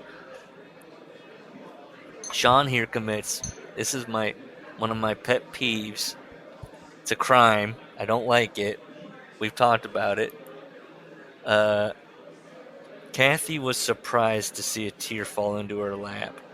And I wrote minus points. Nobody in human history has ever been surprised by their crying. I hate it when people write that. When they found themselves laughing. No, everything you do, you're well aware, unless you're an insane person. Yeah. And especially when it comes to crying or somebody having an emotional moment, and they have somehow managed to catch themselves off guard. Yeah. It irritates me to no end. And a single tear falling in her lap over basically she thinks that did this happen to me? Yeah. It's stirring a memory. But it's not to Kathy, it's just not that. It's something deeper than just reading something going, that sounds familiar. Mhm. I empathize with that. For Kathy, it's like we're the same person, which she strikes me then as a dumb person. She's confusing empathy with like, wait, I'm doing that right now? Oh, Kathy, you're too far in. Pull out. Yeah. We got chapter 6, Miss Marcia Lewis, the principal. So she was reading that while waiting to meet with the principal. Correct. And Miss Lewis is a bitch. But what was she wearing? Oh, I didn't have that down. What was she was wearing her confused face. You always underline things that I kind of look at twice and go, yeah, and then I just kind of like, yeah, okay. Yes, I do remember that. Wearing her confused face. I don't even know how to approach that. It's just another way to describe something, I guess. I guess. He'd probably argue, well, what's the difference between that and saying she wore a look of confusion? And the other thing is, he really doesn't describe anybody's physical appearance, other than that few things about the kids. Like, he could have said, a look of confusion hung on her weathered face. Yeah, sure. I don't know. It's, all places, but I don't know. People It's weird. He shoots off descriptions a lot, but very lightly. Does that make sense? Yeah. So it's like, this kid's husky. Anyways, this girl might have curls. This person, like, it's like, all right, I guess I got a general idea. This book is like a dream, a half-remembered dream. She creates a lot of clubs. Kathy does. She's invested with the kids, and she wants to do the garden club. Yes. And then Miss Lewis keeps jerking her around. Yeah. Kathy raised $1,100 by herself to make this gardening club. Yeah. And Kathy's fury out-wrestled her timidity and anxiety. I don't know about that one. That one I raised an eyebrow at. Also, then Miss Lewis demoted her from 5th grade to 3rd grade just because she challenged her authority. I didn't know. Listen, you tell me. Yeah. I feel like, I don't know. Is it being demoted? I never considered. I don't think other people would have considered it a demotion. I wrote underline and question mark, and no. Usually, you kind of like specialize in different. You kind of find your. You specialize. What I was gonna say. In different. Just stuck there forever. I mean, any teacher could do any whatever when you're within reason or whatever. But yeah, I would say a 2nd grade teacher couldn't teach high school. I mean, they could, but not after a while. Yeah. You're usually, if you want to be in that grade level, you want to be in that grade level and work with that age group. I mean, right. I'm talking only from the people that I've worked with and talked to and met over the years. They generally seem to, that's what they wanted to do. And they liked it. Nobody was like, God damn, 1st grade. It's like, no, I've been here 20 years and this is my right. That's what I'm saying too. Right. Yeah. Demoted. I don't know. The only time I've really run into it is when it's like somebody left and then somebody else had that skill set, and this person was a student teacher the year prior, and so it's like, okay, we're doing this person slotting over here, and this person is more slotting than like you're getting demoted. Also, the way pay works, is she taking less pay? That's not how that works. I know. So Miss Lewis turns into a malfunctioning computer at one point. Yeah. Yep. When she says, so Kathy says, I want this language arts position. And she's like, what about it? That will be decided by me personally at a later date, at such a time when I decide. Yep. And this poor grammar was not lost on Kathy. But then Miss Lewis continues, it's a decision I am to make when I decide that it is time for a decision. Okay. I don't know what's going on with her. She's just fucking with Kathy here. And then she kind of just she was out of words, and Kathy of patience. Yep. And then we just move on. Another L for old Kathy. We're back in the classroom. Yep. And let's see. I wrote here. They're in reading groups, but Sophie's by herself reading a book about emus. Is that what the book's about? Yeah. Is that what Kathy can think they're pretty? Oh yes. Yeah, I did not catch the emus thing. What in the world? Oh my god. I don't remember that, but you put a long U on that, huh? What? On what? Emu? Emus? Emus. Use? Mew. But you say mew and not moo. Emus. I don't say emus. I say emus. Yeah, okay, all right.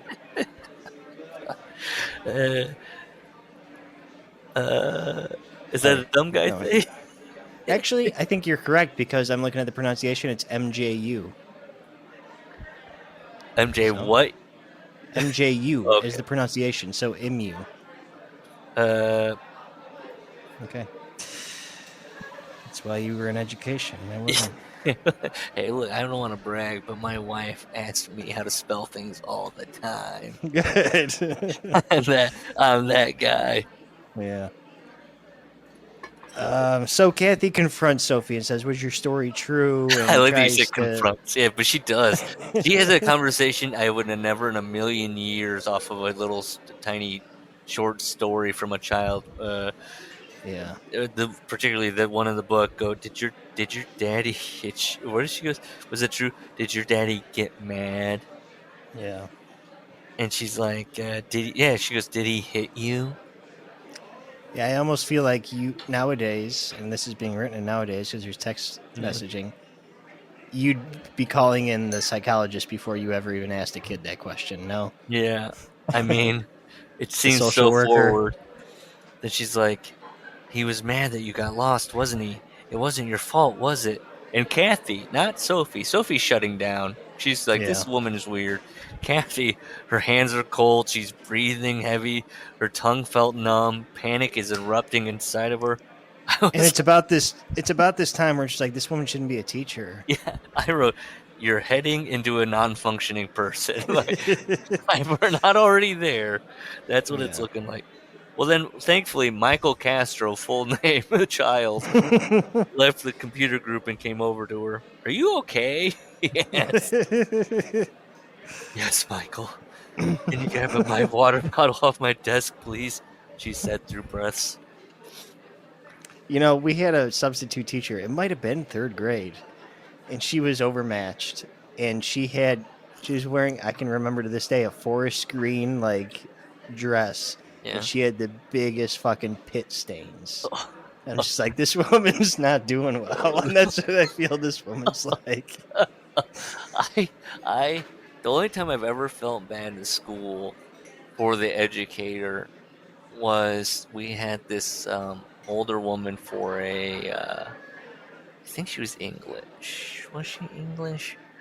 I can't remember. English or something. I cannot remember. But she always was on the brink. She was always pretty sensitive. She always seemed like she was holding on by a thread. And one day she just had it, and with the various trouble, it was also oddly one of those classes where there were the ratio of troublemakers to normal people is way off, and everyone's laughing and and no one's giving her a break, and she had like one of those teacher meltdowns from back in the day, and she walked out of the class, and the only time I ever felt like severe empathy was a pang of it was the class erupted with laughter after this, like where she was so sad and so frustrated, and she was, and that was like, so that's weird to experience that, like an adult having an on-job meltdown, and she had been teaching for a long time, so that was like, wow, does this happen a lot, or did we finally this is it, this is her broken, but then to have that, the door closes and then laughter erupts in the classroom, like, we did it, success. it was just so anyways. Anything like that? You ever have that? I think we did have a teacher leave the room. Now, I went to Catholic school. Sorry. K through 12. I mean 11. I didn't go to 12th grade, but so I feel like we didn't get the crazy stories I heard from the public schools, but you know, private school kids, even though it's not like a lofty neighborhood, they're just sarcastic. They think they're fucking better than everybody else. So they think they're, you know, I thought I was smarter than my teachers in 5th grade. And just like, they don't know what the fuck they're talking about. So we were always fucking with the teachers as soon as we could. And I did have a star for a story when Kathy parks across, like, I don't know, down the street, and she says, "Kids learn pretty quickly which cars their teachers drive. It's a powerful card for the more inclined to play." So we had a music teacher who was like a traveling teacher. We just met with her once a week, and she like taught at other schools. She wasn't, it was probably a rough life, okay, teaching at 5 different Catholic schools, music once a week. She had this card that looked like she lived in it, and we like knew it was hers. Yeah. And we would not me. I never did stuff like this, but they would pull the fucking things off her tires and let all the air out.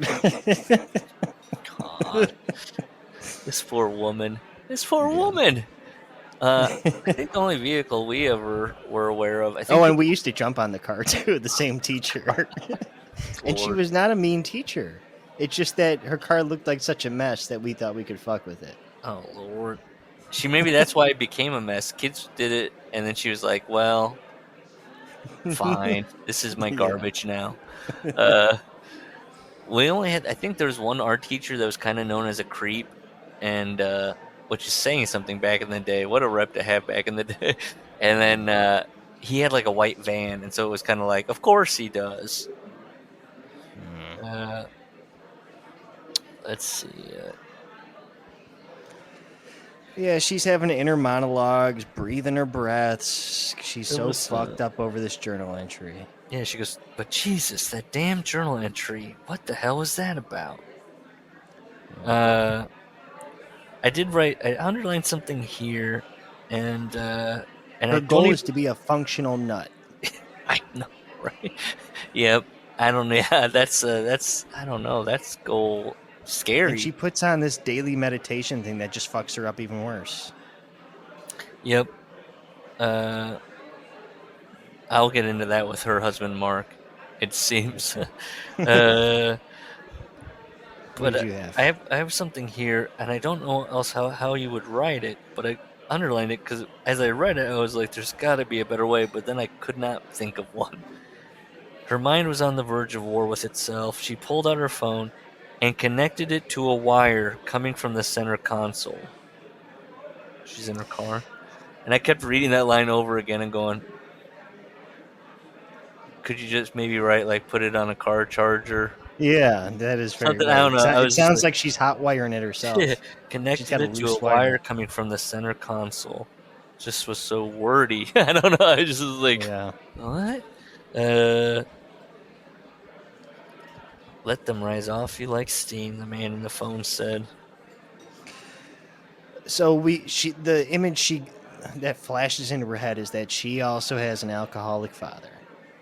So yeah, the little girl came apart, wetting herself all down her stockings in the parking lot.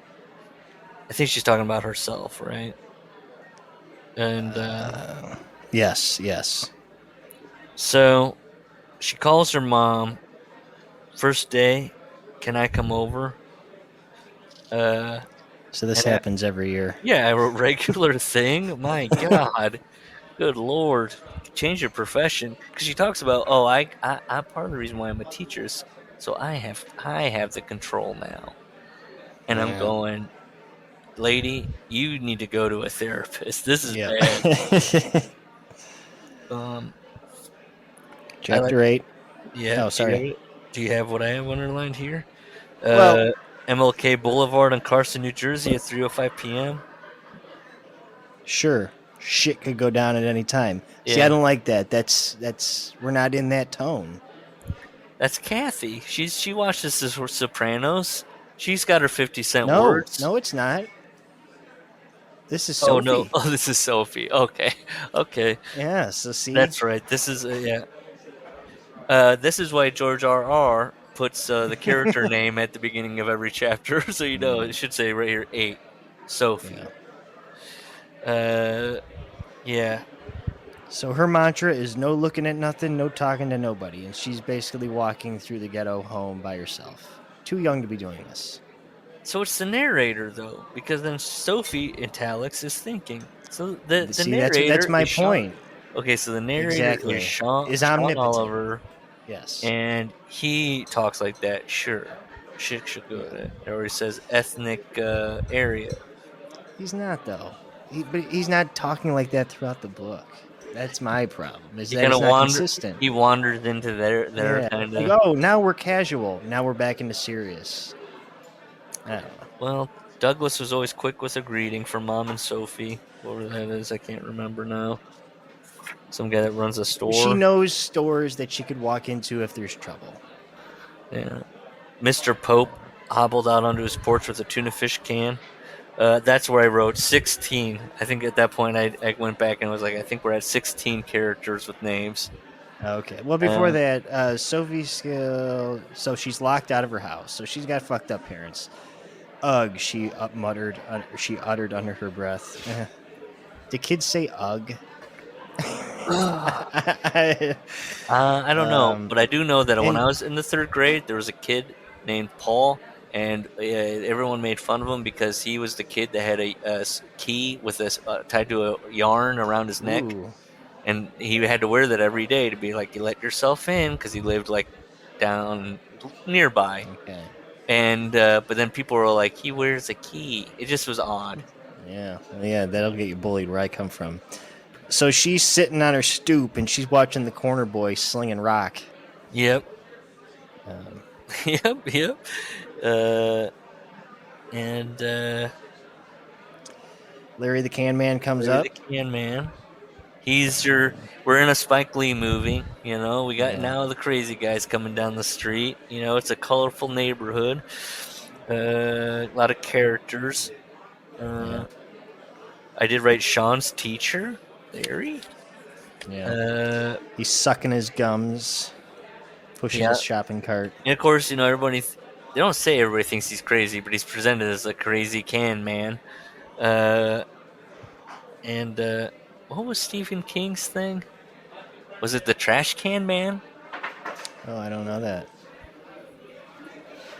Hold on. I'm going to do it right now. Yeah, from The Stand. Okay, I never fucking Stand. Trash Can Man is a much more evil character than Larry the Can Man, but maybe that's Sean's little shout out. Let's see. He stopped and he tells a joke. Or no, he goes to Sophie and he goes, "You so quiet. When you talk, what do you say? You sing, you dance?" This is very Trash Can Man-esque of these little like. Listen, the image in my head is that pants on the ground guy, right now. Pants on the. Yeah, pants on the ground. Because he's dancing for her. Yeah. What did the Trash Can Man say? Let me see. It's.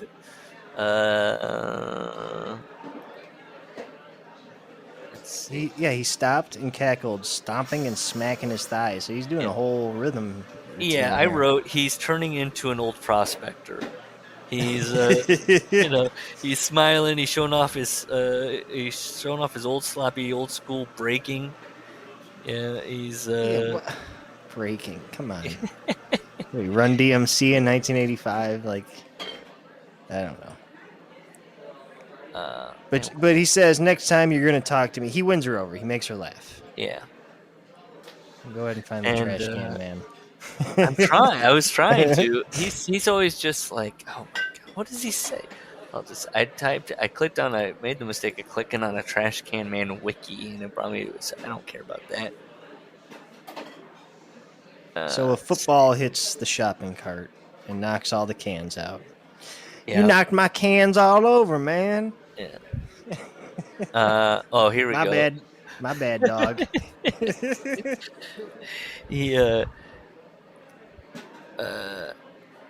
So the drug dealer gives him a gift card. Yeah.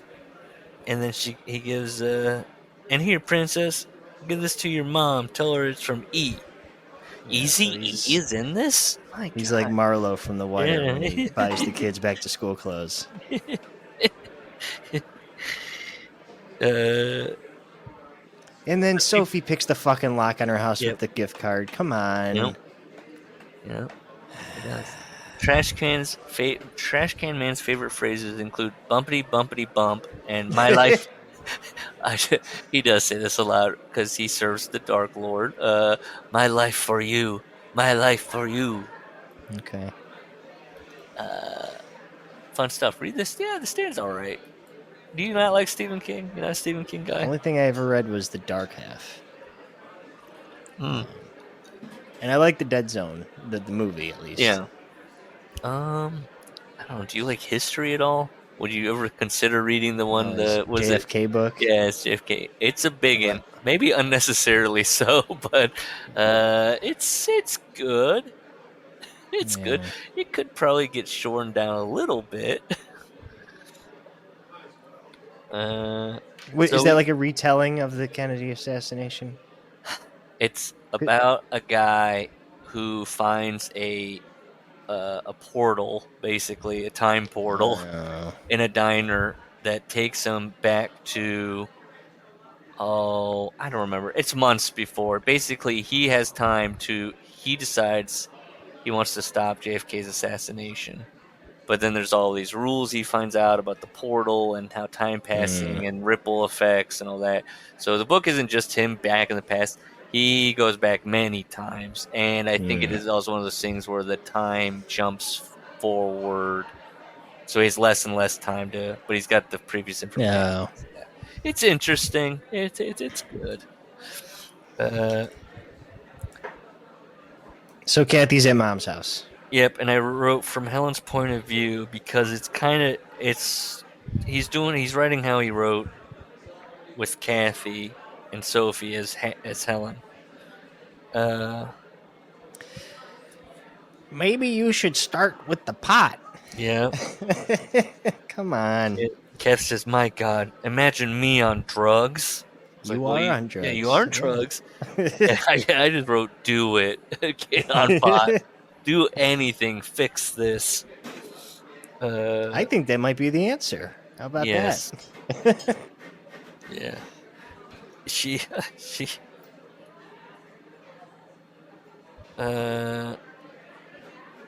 They bring up Ami, her sister. Yeah. That's nothing else really comes out of this. Kathy's at home sketching. Yes. It wasn't day one anxiety, but it was enough to cause her to lose her appetite and pace the empty apartment. I was like, Christ almighty. So she draws not because she's good at it, but because it calms her. Yeah. So she hears her husband come home, and Hang on, but this is what I hate. So she's drawing. She says, "This woman was no one in particular. She was just uncathy." Yeah. Oh. Hot. I don't know. What does that mean? Just uncathy. She said she wasn't shaking, sobbing, in a fetal position. She's standing. She's courageous. Right. And then this husband interaction. Come on. Yeah. Man. She tuned her attention to some show on TV she didn't even recognize. And then she goes, was she even mad anymore?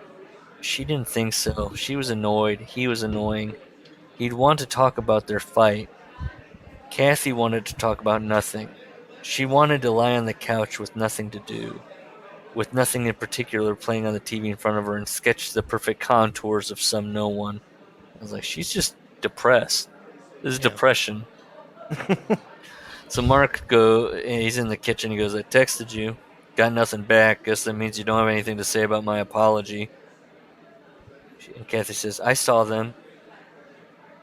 And she says Mark over-talks and over-apologizes. Kathy was breathing normally, and any discussion at all right now would have been overdoing it. She actually wanted to beat the shit out of him. Not because he grabbed her while yelling at her, terrifying her, which we didn't see this or read this. This is new information. Did she tell her mother that, or she tells her dad that? One of the two. Maybe, yeah. She tells her mom, like, he grabbed me, and her mom's kind of like, I'd grab you too. She kind of has a kind of a, oh. Well, yeah, she did. She did tell her mother, he put his hands on me and held me, and I don't like that. Okay. But now Kathy, she wants to beat the shit out of him.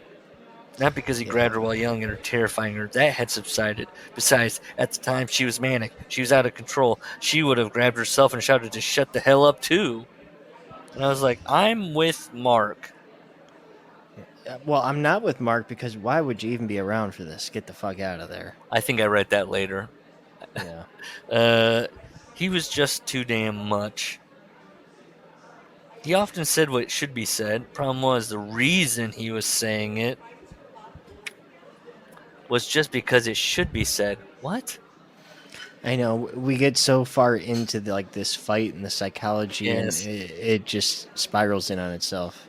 Well, and I don't understand. Am I supposed to be rooting for this woman who's talking in circles about her husband and how much she hates him? But then you're right. There's not a character for me to root for here. And I'm fine. Hey, look, if he just like, no, you're not supposed. You're actually supposed to hate her. Then I'd be like, then what are we doing? If I'm Like, not you know supposed what? to like if her, she was like a really great teacher, like a difference-making teacher, but still had all these problems, okay, I can kind of get for this person that something's going good. They just got to sort out the rest, and I want them to sort out the rest. But as it is now, it's just this woman's a fucking mess everywhere, and I don't care. I don't want to talk to her. I also like. I think. Okay, so maybe Sean Oliver's. I feel like maybe he's had some fights, and he's trying to two sides it by being like, "Yeah, he might have been right, but I'm so mad I don't care." And there's maybe we've been talking about a more elegant way of putting that, or more artful way, and then if you're that person in that moment, are you really two sidesing it? Going. She's having all these thoughts as she's sitting there. Right. Yeah. It's just the type of behavior I don't stand for. Well, we get into her mind. He comes out into the living room, tie undone, eating a bowl of cereal, and his pants are unbuttoned. Chewing louder than a farm animal. Yeah. Did he drive home like that? These are her thoughts. Was he walking around all day with his goddamn pants undone? At what point did this pudgy noisemaker decide to go with that look? Pudgy noisemaker. Well, like he's dressed for work. Yeah. And what that actually happened. That happened to me today, by the way. She said, "You're really going out like that?" And you said, "To work?" No. My fly was down. Oh. As I was talking to a customer. I felt like a real slob. Not a pudgy slob. But you didn't go home like that, and your wife was like, "My God, Larry, pull it together." Did you work all day like that? And you're like, "Yeah, what of it?" I also like, did he drive home like that? Maybe you loosen your time on the drive home. Let the man be. Sure. She just turned to so she's like gonna get annoyed, and she just, instead of looking at him all annoyed, she just turned to the TV and flipped around the channels. Yeah. And then he Mark's says, like, "Just know, yeah, I wanted to talk about it, and you don't." So yeah. And she said, "I don't." He took another huge scoop of cereal as milk ran down his chin. Now, at this point, they're really doing Mark dirty. This is a sloppy boy. He's dribbling milk down his chin. Come on, Mark. Get with it. And then he scratched his ass and burped. Yeah. Yep. Kathy was fantasizing about ways to kill him with the spoon. Now, to be fair, I have had somebody that that the relationship ended. That they at one point we were eating dinner, and she was like, "You got to bang your fork around on the plate like that." And I was like, "Oh, we're like this now." That was one of those. Okay, that's a bad sign. Then you're trying to think about, like, how do I get this food without making any noise? Yeah. Let's see. He goes, "Okay, yeah, okay." So he goes to bed, and she thinks to herself, "Did the bowl make it into the sink?" Which I'm thinking, oh, so he's like a slob. And she goes, "Probably." Which is like, Right. Okay, so he cleans up after him. So what? I know. What are we mad at? What's going on? So she's back in the class. She's given, and this is another thing, I was like third grade, she's giving a writing prompt every day. And they're also teaching? They're treating these third grader. I can't figure out. Are they there the whole day or just for a period? And I was like, I've Right. never heard of periods for, but again, could be in different school systems, different whatever. Yeah. But I kept waiting for her to teach another subject. She's applying for the language, and I'm like, what is this school? What's happening here? Yeah. Yep. AJ, a buoyant fellow with specs. They're writing. What are they writing here? What was the prompt? Well, I don't know, but I'll get there. But From a great Kath- height I saw. yeah, Kathy was watching Sophie write. She had purpose. She was Mhm. there, wherever that was. Wherever that was. That's the stuff I don't like. Did you catch the AJ? AJ though has a little moment here. The buoyant fellow with the specs. You know, the prompt was from a great height I saw, and he wrote the Jets game.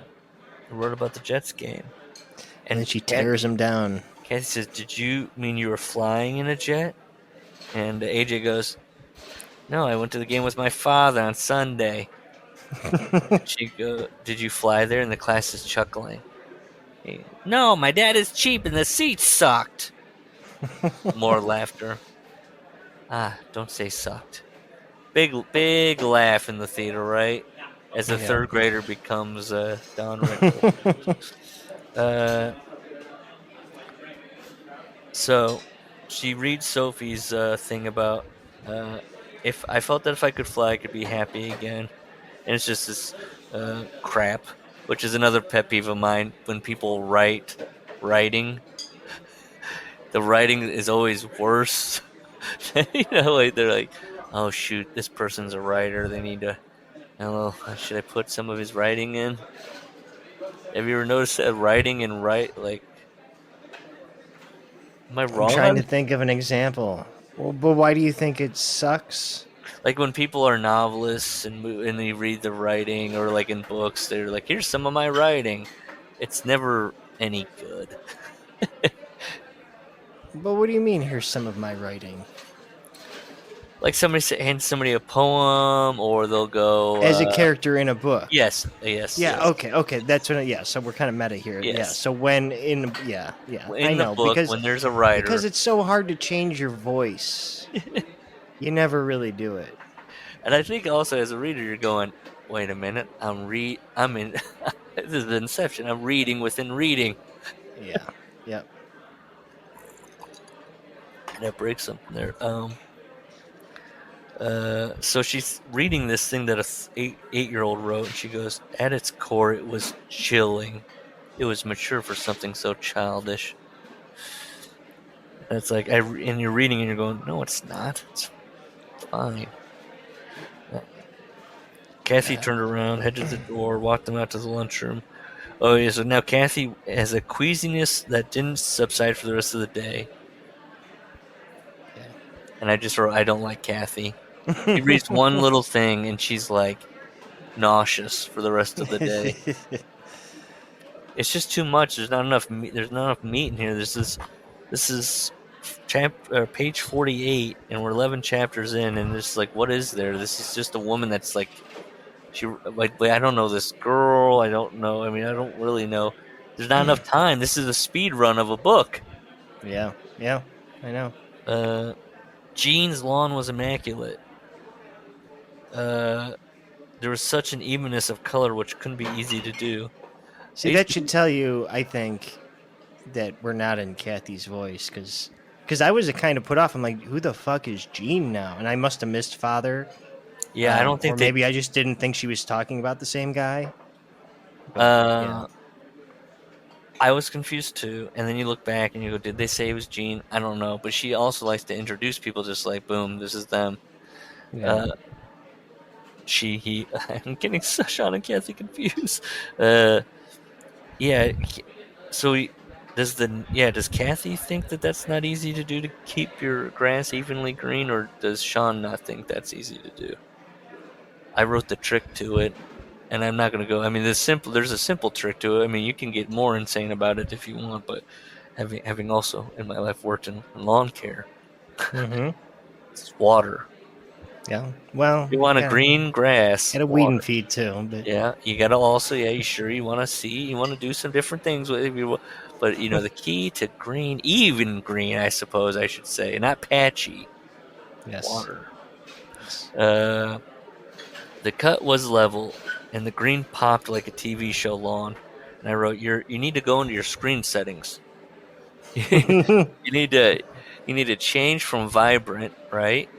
You don't need vibrant to I don't know. It's different for each model. I won't get into it, but I Okay. honestly did picture Sean watching like Desperate Housewives back in the day, and just the green, like it's like frying the TV. It's so I'm popping. thinking of Edward Scissorhands. Yeah, yeah, that's a vibrant, like a fake. Those are very fake for a reason. Oh man, Jean's lawn is awesome, and she scrolled and hit Ami, or are you saying Amy? You think it's Amy? I took it as Ami. I read it as Ami. If it's Amy, it's an Do annoying we spelling. do we think Kathy, Helen, and Ami and Jean they're Jewish? Correct. What's her last name? I don't remember. I don't think she gives it. Does she give it? Does she say at the class, I'm Mrs. Yeah, I don't think she ever does. I don't know why I thought she did. We only get La Fontaine. Okay. Maybe I'm wrong. I'm not going to go back and find out if I'm wrong. No, that's Uh, okay. Then she goes, I don't know. Jean and Helen, that's pretty. I don't pick up strong. I don't. they I just don't want to lost bury me. myself. Yeah, maybe. Uh, Especially if we think, Sean is writing him. Sean's not Jewish. that we know, maybe Oliver. is a You should look Pentland. in my phone. It's very funny. Like whenever I go to Sean's thing, I searched for Sean. I searched for Jew in Sean's Twitter because Yeah, something just else came up. Maybe in a review of the book, yeah, or maybe just him talking about Mrs. Weingarten. yeah, I wanted to know. I and don't think he nothing. is. No, he's not. Oh, Oliver's pretty. so he hired that company to wipe certain words, okay, from his Maybe. tweets with the. So she's talking to her sister, and she goes, hey, listen, I want to ask you something. Do you remember how Uncle Bob died? And I'm like, what the fuck is this about Who would now? forget it? And then her sister goes, car accident, right? Actually, I can't remember. We were so small. I think it was a car accident. Daddy never talked about it, really. No one did, from what I remember. He was a black sheep. And I wrote, LOL, the Bob story. It's just a bad, like, this is bad. This is just bad. That's plain bad writing. Nobody talks like that. And it's a lot to remember for not remembering. Yeah, Which is, it's just bad. If you saw that on TV or anything, that you'd be like, this person's talking like a moron. What? yeah, you would never say he was a black sheep. Yeah, Like, it's he was just fucked up. No one yeah. liked him. We were so small. I think it was a car accident. Daddy never talked about it. No one did, from what I remember. I can't even remember if anybody talked about it. This person has a Right. brain injury. So Kathy says, I was just curious. He popped in my head today, and I couldn't remember how he died. And it's like, I know where they're going eventually with this, but it's just like, right at this point, I was like, what is she talking about? It popped into her head. Yeah. We have not been told that. She's saying it did, but all we've read is Sophie's writing, and she's having panic attacks when she's not elaborating. Like, that made me. But also, Sophie's not talking about falling. This goes back into what we find out later. She's talking about flying. Right. When we get to it in a couple of pages, I side with the people she's talking to. Her like, those are fucking coincidences, and that one isn't even a coincidence. No, that's true too. And it's like, Sean, you're going too far into like, is this woman just crazy? If that ends up being the book where he keeps giving us outs, maybe I'll be like, this is low key kind of nice. But I don't think so. I mean, didn't he describe it as a supernatural thriller? It's not going to be Shutter Island.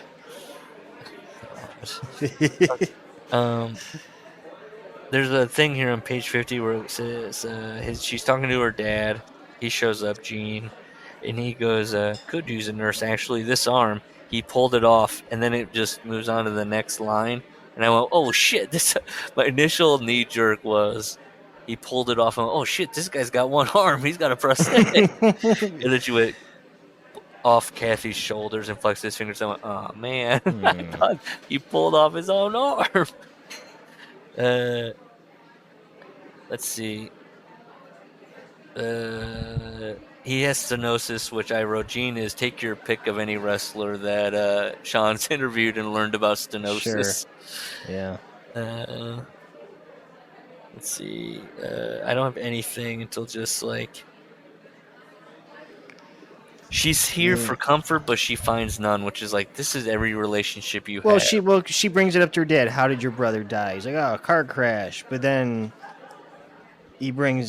she says, no, it was suicide. And he's like, oh, we didn't want Grandma to know about that.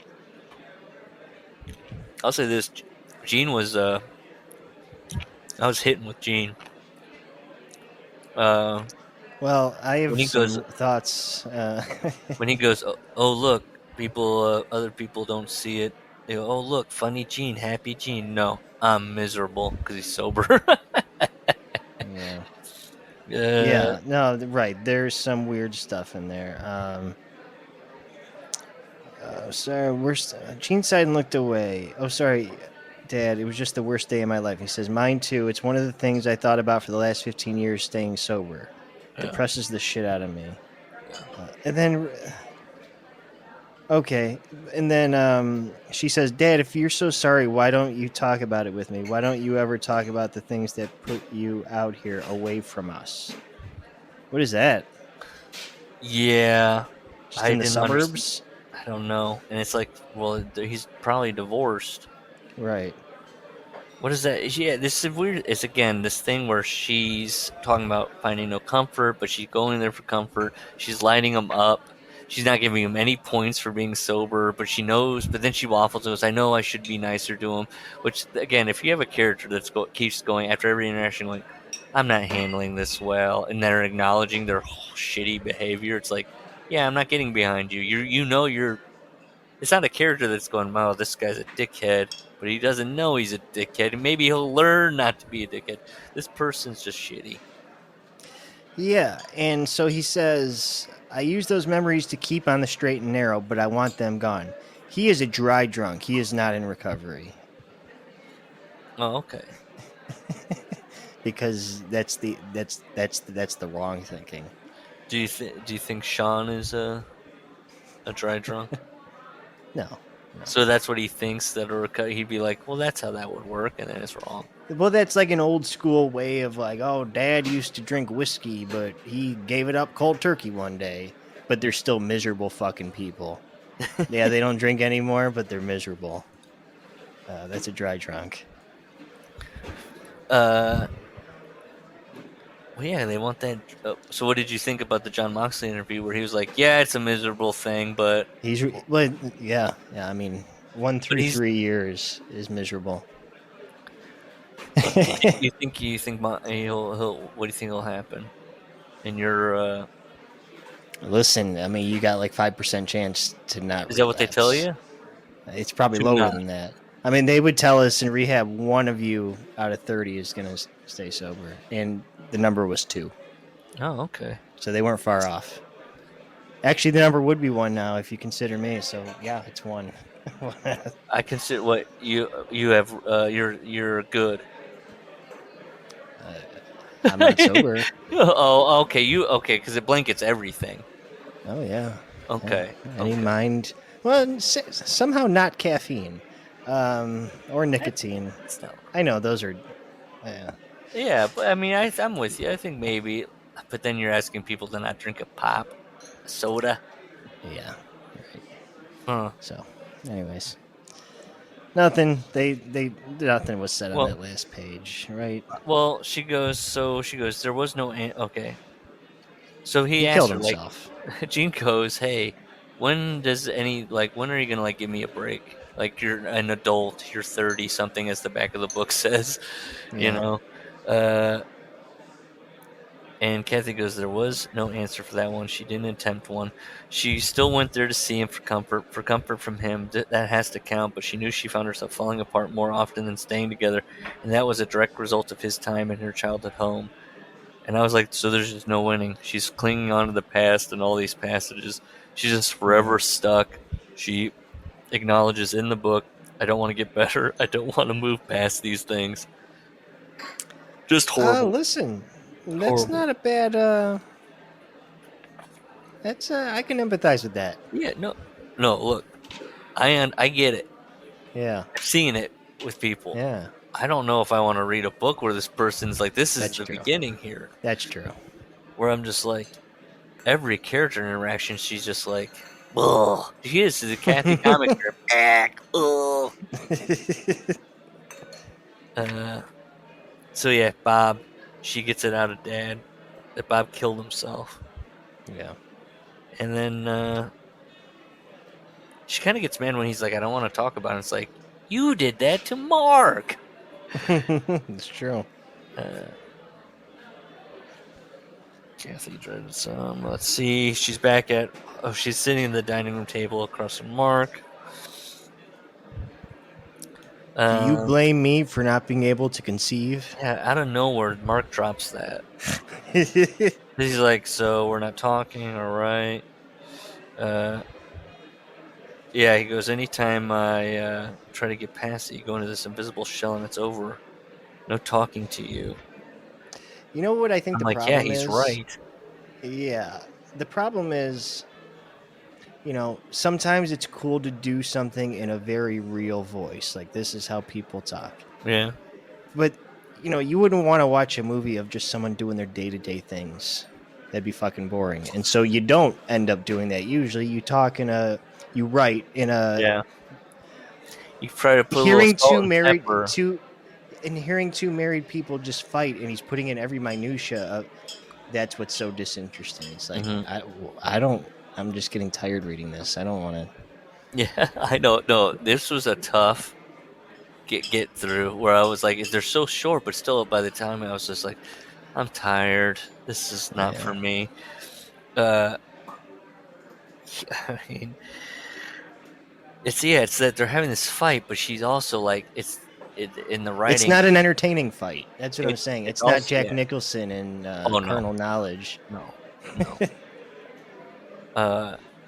You ever seen Jiro Dreams of Sushi? You want to see a guy do his day-to-day every day. Watch that movie.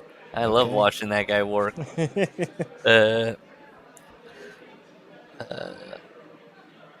So her plan is to, quote, let all of this anxiety play itself out. Just get it out of the way. And I wrote, that's self-destruction. That's like, to let your anxiety take hold. At this point, I mean, you would be like, I don't know, just a shriveled, shaking, like, yeah. I don't know. No, it's not good for anybody. She says, I don't want to dredge up all our problems. I'm dealing with so much. And I was like, she's talking about herself, right? Just herself, just dealing with herself. Yeah, okay, and then this like strikes me as like fake job alert, where he's got a conference in London coming up. Yeah. Then what? Listen, he's got a job that's sending him to England. Yeah, but he can't get her therapy. Well, yeah, Sean explains for Kathy why, and when they were a child, they couldn't get therapy. Okay. But doesn't explain why she's not getting therapy now, unless it was like. I mean, she is on pills, so she is seeing someone, but clearly not enough, and she never talks about going to therapy. I think there's also some element of, he keeps bringing up how because of there's no therapist, she has all these tools that are the deep breathing and stuff like that, where it's like, yeah, she's got the tools. They're not, and it's like, but there'd be more if she was going to a therapist and stuff like that. But so Mark, her husband, goes, well, I'm trying to be supportive of the stuff you got going. See, that's it right there. The stuff you got. To you, it's stuff. To me, it's reality. I wrote, this is boring. That's exactly the line that made me feel that way. Yeah. Because it's also just bad writing. It's just bad. You wouldn't watch this if it was on TV. Right. So she, Kathy finished eating and wanted to get the hell up and try to sort some things out in her head. There was the stuff with her father, the anxiety at school, and now this new information about Uncle Bob. They were just like old shit, like shit you should have gotten over. Like you're Yeah. 40's on the horizon, and you're If you told me still one of my uncles died a different way than he died, I'd be like, yeah, cool, and then right. move on. And you're stewing about your father being drunk 20 years ago. Yeah. You're also school. That's your job. You're like still having severe anxiety. But you haven't changed fields at this point. Yeah. You go into the school thinking, I hated school. Now I'm running it. And then you're shattering into a million pieces when you read a journal entry. And Sophie, what the hell was going on there? More hallucinations? I was like, this woman's wild. She's read this poor girl's read 2 things, and Kathy's going, oh shit, I'm on a trip on this fucking one. Here we go. And the second one was so benign. The girl wanted to fly. Yep. Okay. Yep. That freaked her the fuck out. So Mark hits her with, do you blame me for not being able to conceive? She flinched. She was knocked off track. Yeah, I would do this. And she goes, that is not on my mind at all right now. Eck. And he goes, but was it? Yeah. And so they talked about it. Because when we talked about it last year, maybe I was concerned that it wasn't happening. But look at me now. Am I ready for that? I'm taking twice the amount of meds. I'm taking them during the day at school now. And I was like, well, you should take them when prescribed. Just don't be taking Xanax willy-nilly. One, with food, please, come on. She's popping pills willy-nilly. Yep. She's treating the anxiety pills like damn Tic Tacs. Yeah. And they're not working. What is it to say? The medicine's not working. That's what Hangman said in a promo. I don't remember that. Oh, yeah. He got this promo where he was like, you don't think I'm mad or something like that. And he did one of the things where he's hitting the heat bladed, the couple weeks prior, and he's hitting that thing. And he said, and it popped me because it was like a modern version of doing that. Like, I'm crazy. He said, the medicine I take's not working. Okay. And he was all, that was during the Moxley feud.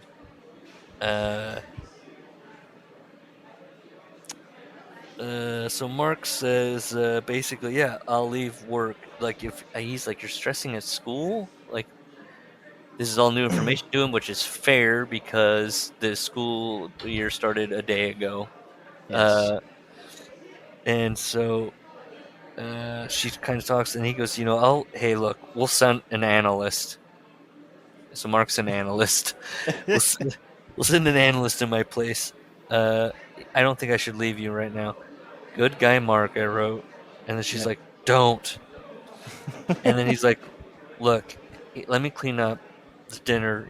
We can talk. We can sit down and talk about this and figure it out. I want to talk more about this. And we'll figure it out. And she goes, it's like he didn't hear a fucking word. Could he get a hobby, a girlfriend, anything? And I was like, well, he has a wife. What are you saying? If he was occupied with another woman, that he wouldn't care about you? Like, where are we going with this? I don't know. See, the way I read it is, she knows she's being irrational by hating him for every little thing. Well, yeah, and this is where I wrote, what did Mark sign up for? What can I get a history on this? There's no way. There's no way you sign up for this. I know if there was like a thing where like, oh, Mark probably wished he was still with the fun-loving girl he met in college. Then we see some kind of fucking movement. But if this sounds like she's always been miserable. She's been doing the breathing since she taught it to herself. Mark used to be a drunk and now he's sober. That could be interesting too. That's why he's in this situation. He didn't recognize it was fun when he was a drunk. It was a lot of fighting. She knew she should help him, and she thought about getting up and doing that. This is about cleaning up and doing dishes. Yeah. She just didn't want to, so she didn't. And I was like, I wrote Cassie's the worst. Yep. Yep. So now it's late at night. Mark is snoring, and of course, it's the worst snoring of all time. This is the narrator too, I guess, even though it's Kathy's opinion. The narrator slips in and out.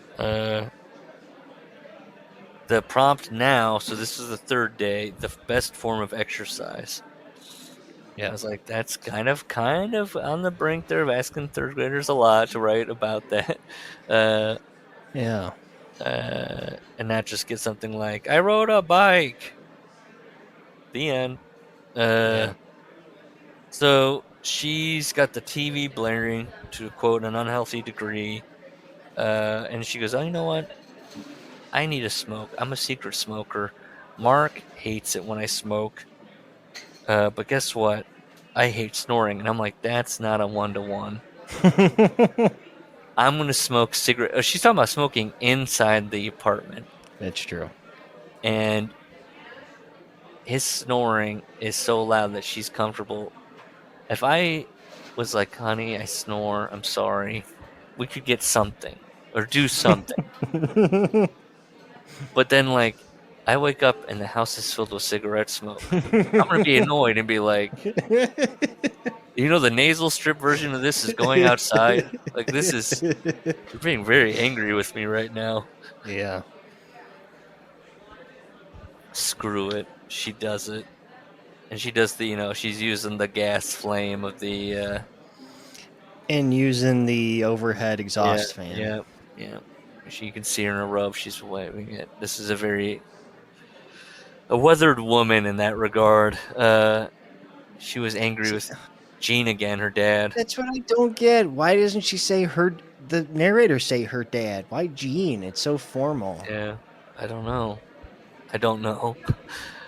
She understood. This is a classic Kathy. She understood why they didn't discuss the suicide with her. Nonetheless, Gene hid it from her, so she's mad. She's always understanding of everyone's rational decisions, and then she's going, "What the fuck?" Screaming into the mirror.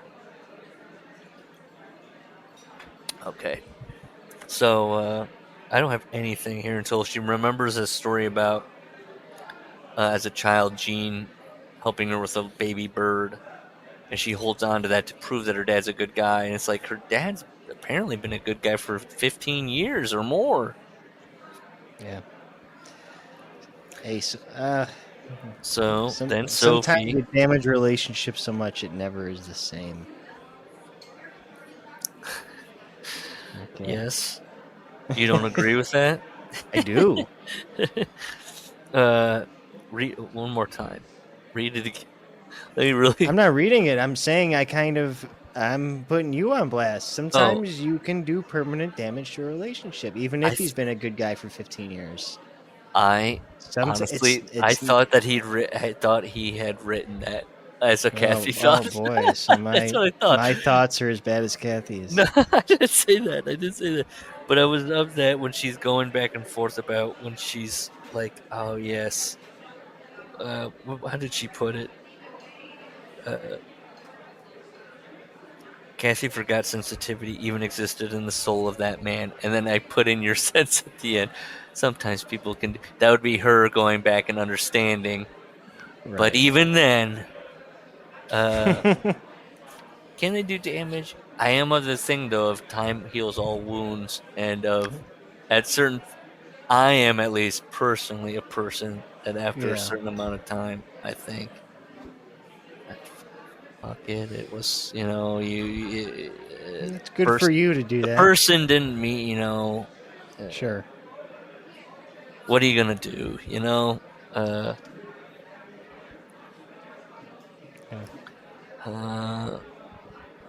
I don't care. I didn't care about any of this till the end of the chapter. Well, other than Sophie's thing. So Sophie's thing is that she has a bike. She doesn't. She's so exhausted from all these crazy thoughts that she falls asleep on top of the books. Yeah. And she's grading the journals. And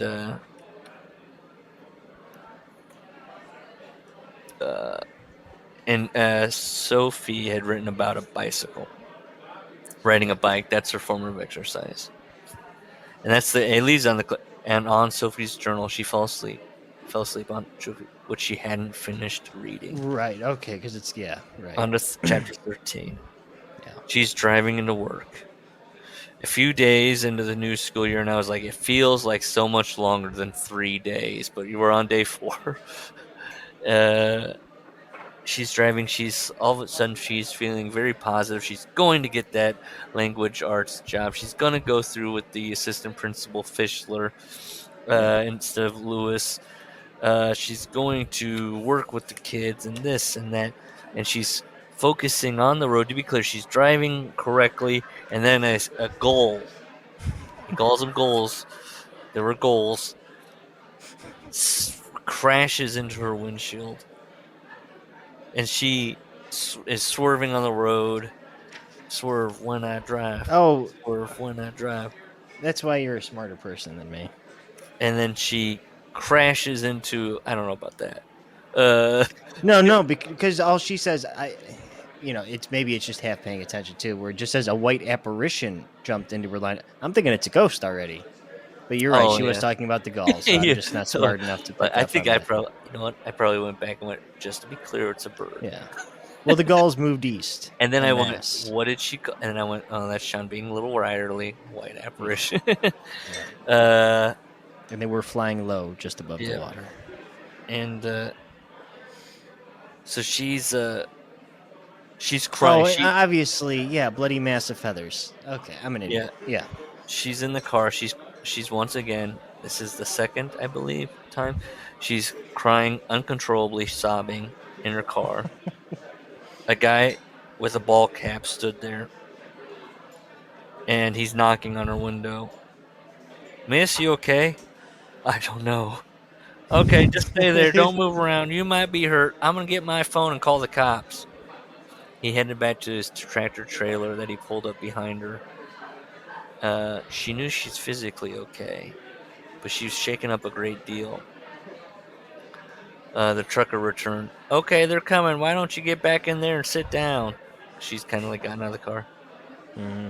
I need to be out here, she said. Claustrophobic. And so she dialed Norma. The end. And so we go to 14. This is the last chapter I read, and again, it's not very long. Me too. She says she's thinking back. She's back at school. She got the car towed to the shop in order to get her to the rental storefront, paid for her auto insurance, da-da-da. And she goes, insignificant calamities, the narrator. I guess it's her, or her anxiety waned. I said, no, it does not.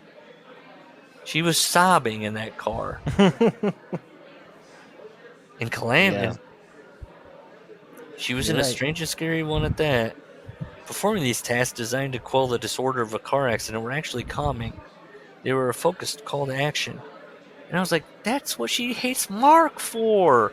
He's always the one that's like, let's get a plan of action going. And he's saying the right things.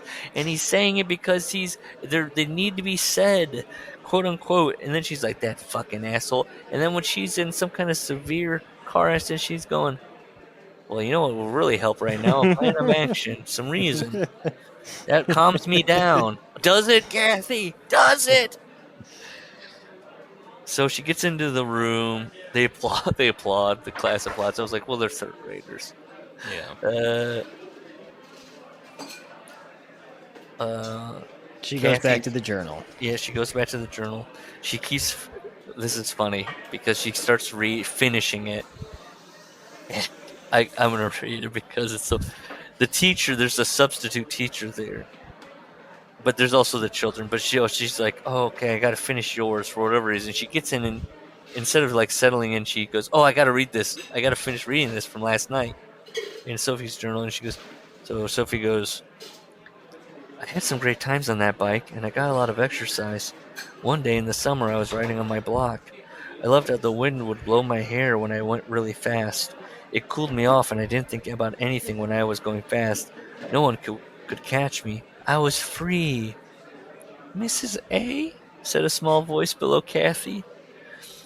While I was speeding down the block on my bike, one of the older boys made a really bad throw with a frisbee, and it came zooming past my face. I turned the handlebars really hard.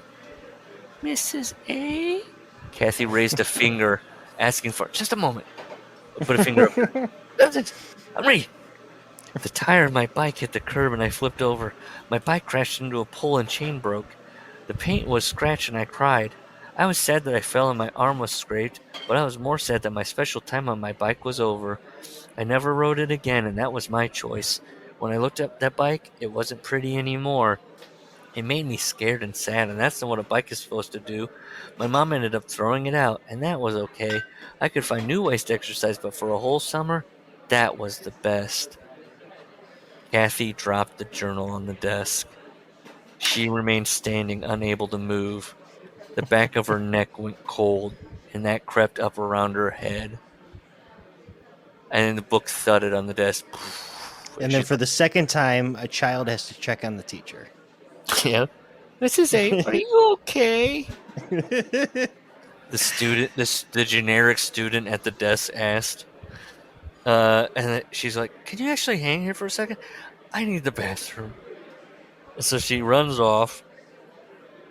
And she's putting her head between her knees. She's like, what the hell is this all about? So she goes to the Norma gal, checks on her, and goes, do you know why I was late? I was in a car accident. A huge seagull crashed into my windshield, and I ran off the road into the rail. So her friend's like, okay, are you good? I'm fine, but look at that essay. So Norma reads it and goes, okay, yeah, she wrote about falling off her bike. That's a pretty crazy coincidence. And I wrote, it's not even a coincidence. I know. What are we doing? And then Kathy goes, only it's not a coincidence. This has been happening with this girl. She wrote about being lost. I got lost as a kid in a store. The details and the emotions, they were exactly mine. Or we had a shared experience. Kathy catches herself, goes, oh my God. She thinks she sounds insane. So Norma's like, you need a break. Even Norma calls Lewis that asshole. I just like that, a woman, that asshole. Oh. Fischler? No. Lewis. Oh, Marsha Lewis. That's right, yeah. Marsha. So then Norma's like, I gotta take my pills. Or Kathy says, I gotta take my pills. She's gonna start pill popping. And Norma, this is light. This is fun, Larry. Okay. Norma goes, I'll get the kids started on reading. Just leave me some of those pills, will you? Big laugh. Kathy smiled and nodded. Yeah. So she goes, she'll have lots more writing for the class. Sophie would have lots more to write about. And I went, what is this class? Is this the class, a period? What is this? We're teaching writing, but not any other thing. It's a writing intensive. What about comprehension? These kids are 8. They've already got their vocabulary. This is it. Their verbal and reading comprehension is low. She had control of... okay, so she realizes, wait a minute, I'm the teacher. I'm in charge. If I give them writing prompts that don't have anything to do with anything, I'll be safe. So she's an insane person. So but in a sense, she had a control of Sophie. And I went, uh-oh. This is foreshadowing, right? If she's like, we can control what we write in the journal. Yeah. But you have to write it. It has to be... So AJ's back. But again, the narrator calls it, Kathy called on a boy, excited. We've already introduced AJ. Mm-hmm. So he goes, football. Right. Yeah, the Jets kid. Football, he yelled. Okay, good. So she's like, okay, well, our parents work? Asked Michael. Yeah, Michael Castro. We know him too. He's back. Mm-hmm. Jobs. That we want to have, called out Marta Jimenez Barrios. full name. Do these people I know, pay? like little kids, you just call it by their first name, like when you're, you know what I mean, like little Johnny, and Yeah. that fucking. I get it. I think, did he write a draft where he was like, "Oh man, do you think one wrote drafts?" But did he write a draft where he was like, the Hispanic girl, and he was like, "That seems." I'm just Probably. generally Well, describing but all see, the students. I don't know. I'm sure Jersey's mixed, but I feel like he's trying to show that it's mixed too much. I just like that we get her full name. Yeah. Did we get AJ's full name? I can't remember. And AJ was big with specs, right? He was a He large was boy. husky, yeah. Yeah. Or buoyant. Was he the buoyant Boy, one or the husky yeah, one? boy. Ooh, I like that. Kathy walked to the board. So she goes, "There's no room for stellar storytelling here." She was comfortable with that. Crashed bikes, and I went, "Crashed bikes? You crashed your car. Crashed bikes, negligent fathers, and suicidal prose." This child has not written any suicidal prose. Were checked at the door. Tell me Yeah, you what is she want. saying? The flying one was suicidal? I guess. That's the only other She one. sees it now and made her think of Uncle Bob, who she did not know had. That's the supernatural coming in. She did not know he had jumped, but Oh, we weren't geez. told. Yes, thank you. We weren't told that she was thinking about it. She just got freaked out by it, and then she Yeah. went and asked. I guess that was them telling. That's It what made her prompted her freak to add, yeah. out. So she thinks to herself, "Tell me you want to be a singer, kid." As she writes jobs or careers. Kathy wrote careers on the board. End of chapter. So do you want to posit a guess as to what's going on? Right now, with what information I have, what's happening is this child is reading or writing very just basic things, and a woman is having a slow break apart mentally. Not even slow. It's happening over the course of a few days. For no reason. This child is innocent. This woman is insane. She needs to be locked up and put away. Now, for the book, for you to keep reading, I'm going to guess that the blue book is special. Yeah. And that Sophie... And again, just going off the blurb on the back, and this might help you. When Kathy confronts this and attempts to steer Sophie's gift, it's met with disastrous consequences. Yes. I'm guessing that Kathy, who we know is the worst, is going to piss off the little girl, who's going to be like, "This is abuse. I don't like hanging out with you and doing this or whatever we're doing." I have to write about trauma or not trauma. I don't know. I don't know where Sean's going to take this. I'm scared. See, I think she's going to get Sophie to write more, and she's going to bring up shit that Kathy didn't even know she had in her, and she's going to kill herself out of fucking mental anguish. Kathy or Sophie? Kathy. Yeah, Sophie's writing is going to kill Kathy. I think that... And that's why Sophie has no family. No, I don't know. So she's been writing in the book. She's been writing in different books. That could be... I think you're right on that. I think that could be... Sean, her mom was late. Is Sophie just, like, insane, too? Yeah. I don't know. We always do this. We're like, this book stinks, and they're like, he's got us. On to these next chapters. That's why, last thought. I'm always very picky because books are such a fucking investment. Yeah. It's like, I gotta know this thing's gonna be great before I read it. Yeah. No. I want to know, like, if I read a fucking pulp, like a Western book, a serial, or one of these romance novels, I bet I'd get sucked into it and like it. They're easy reads. Yeah. They keep them, especially some of those older ones, some of these older Westerns I like, they're keeping it going. It's on to the next thing, baby. It's always something going on. Oh, man, I had one last... I forgot my last thought, damn it. It was about Sean, the book Sean keeping us... I can't think of it. Oh, no. All I know is that we were like, oh yeah, we'll start earlier, and we just went longer. I know. It's okay. All right. All right.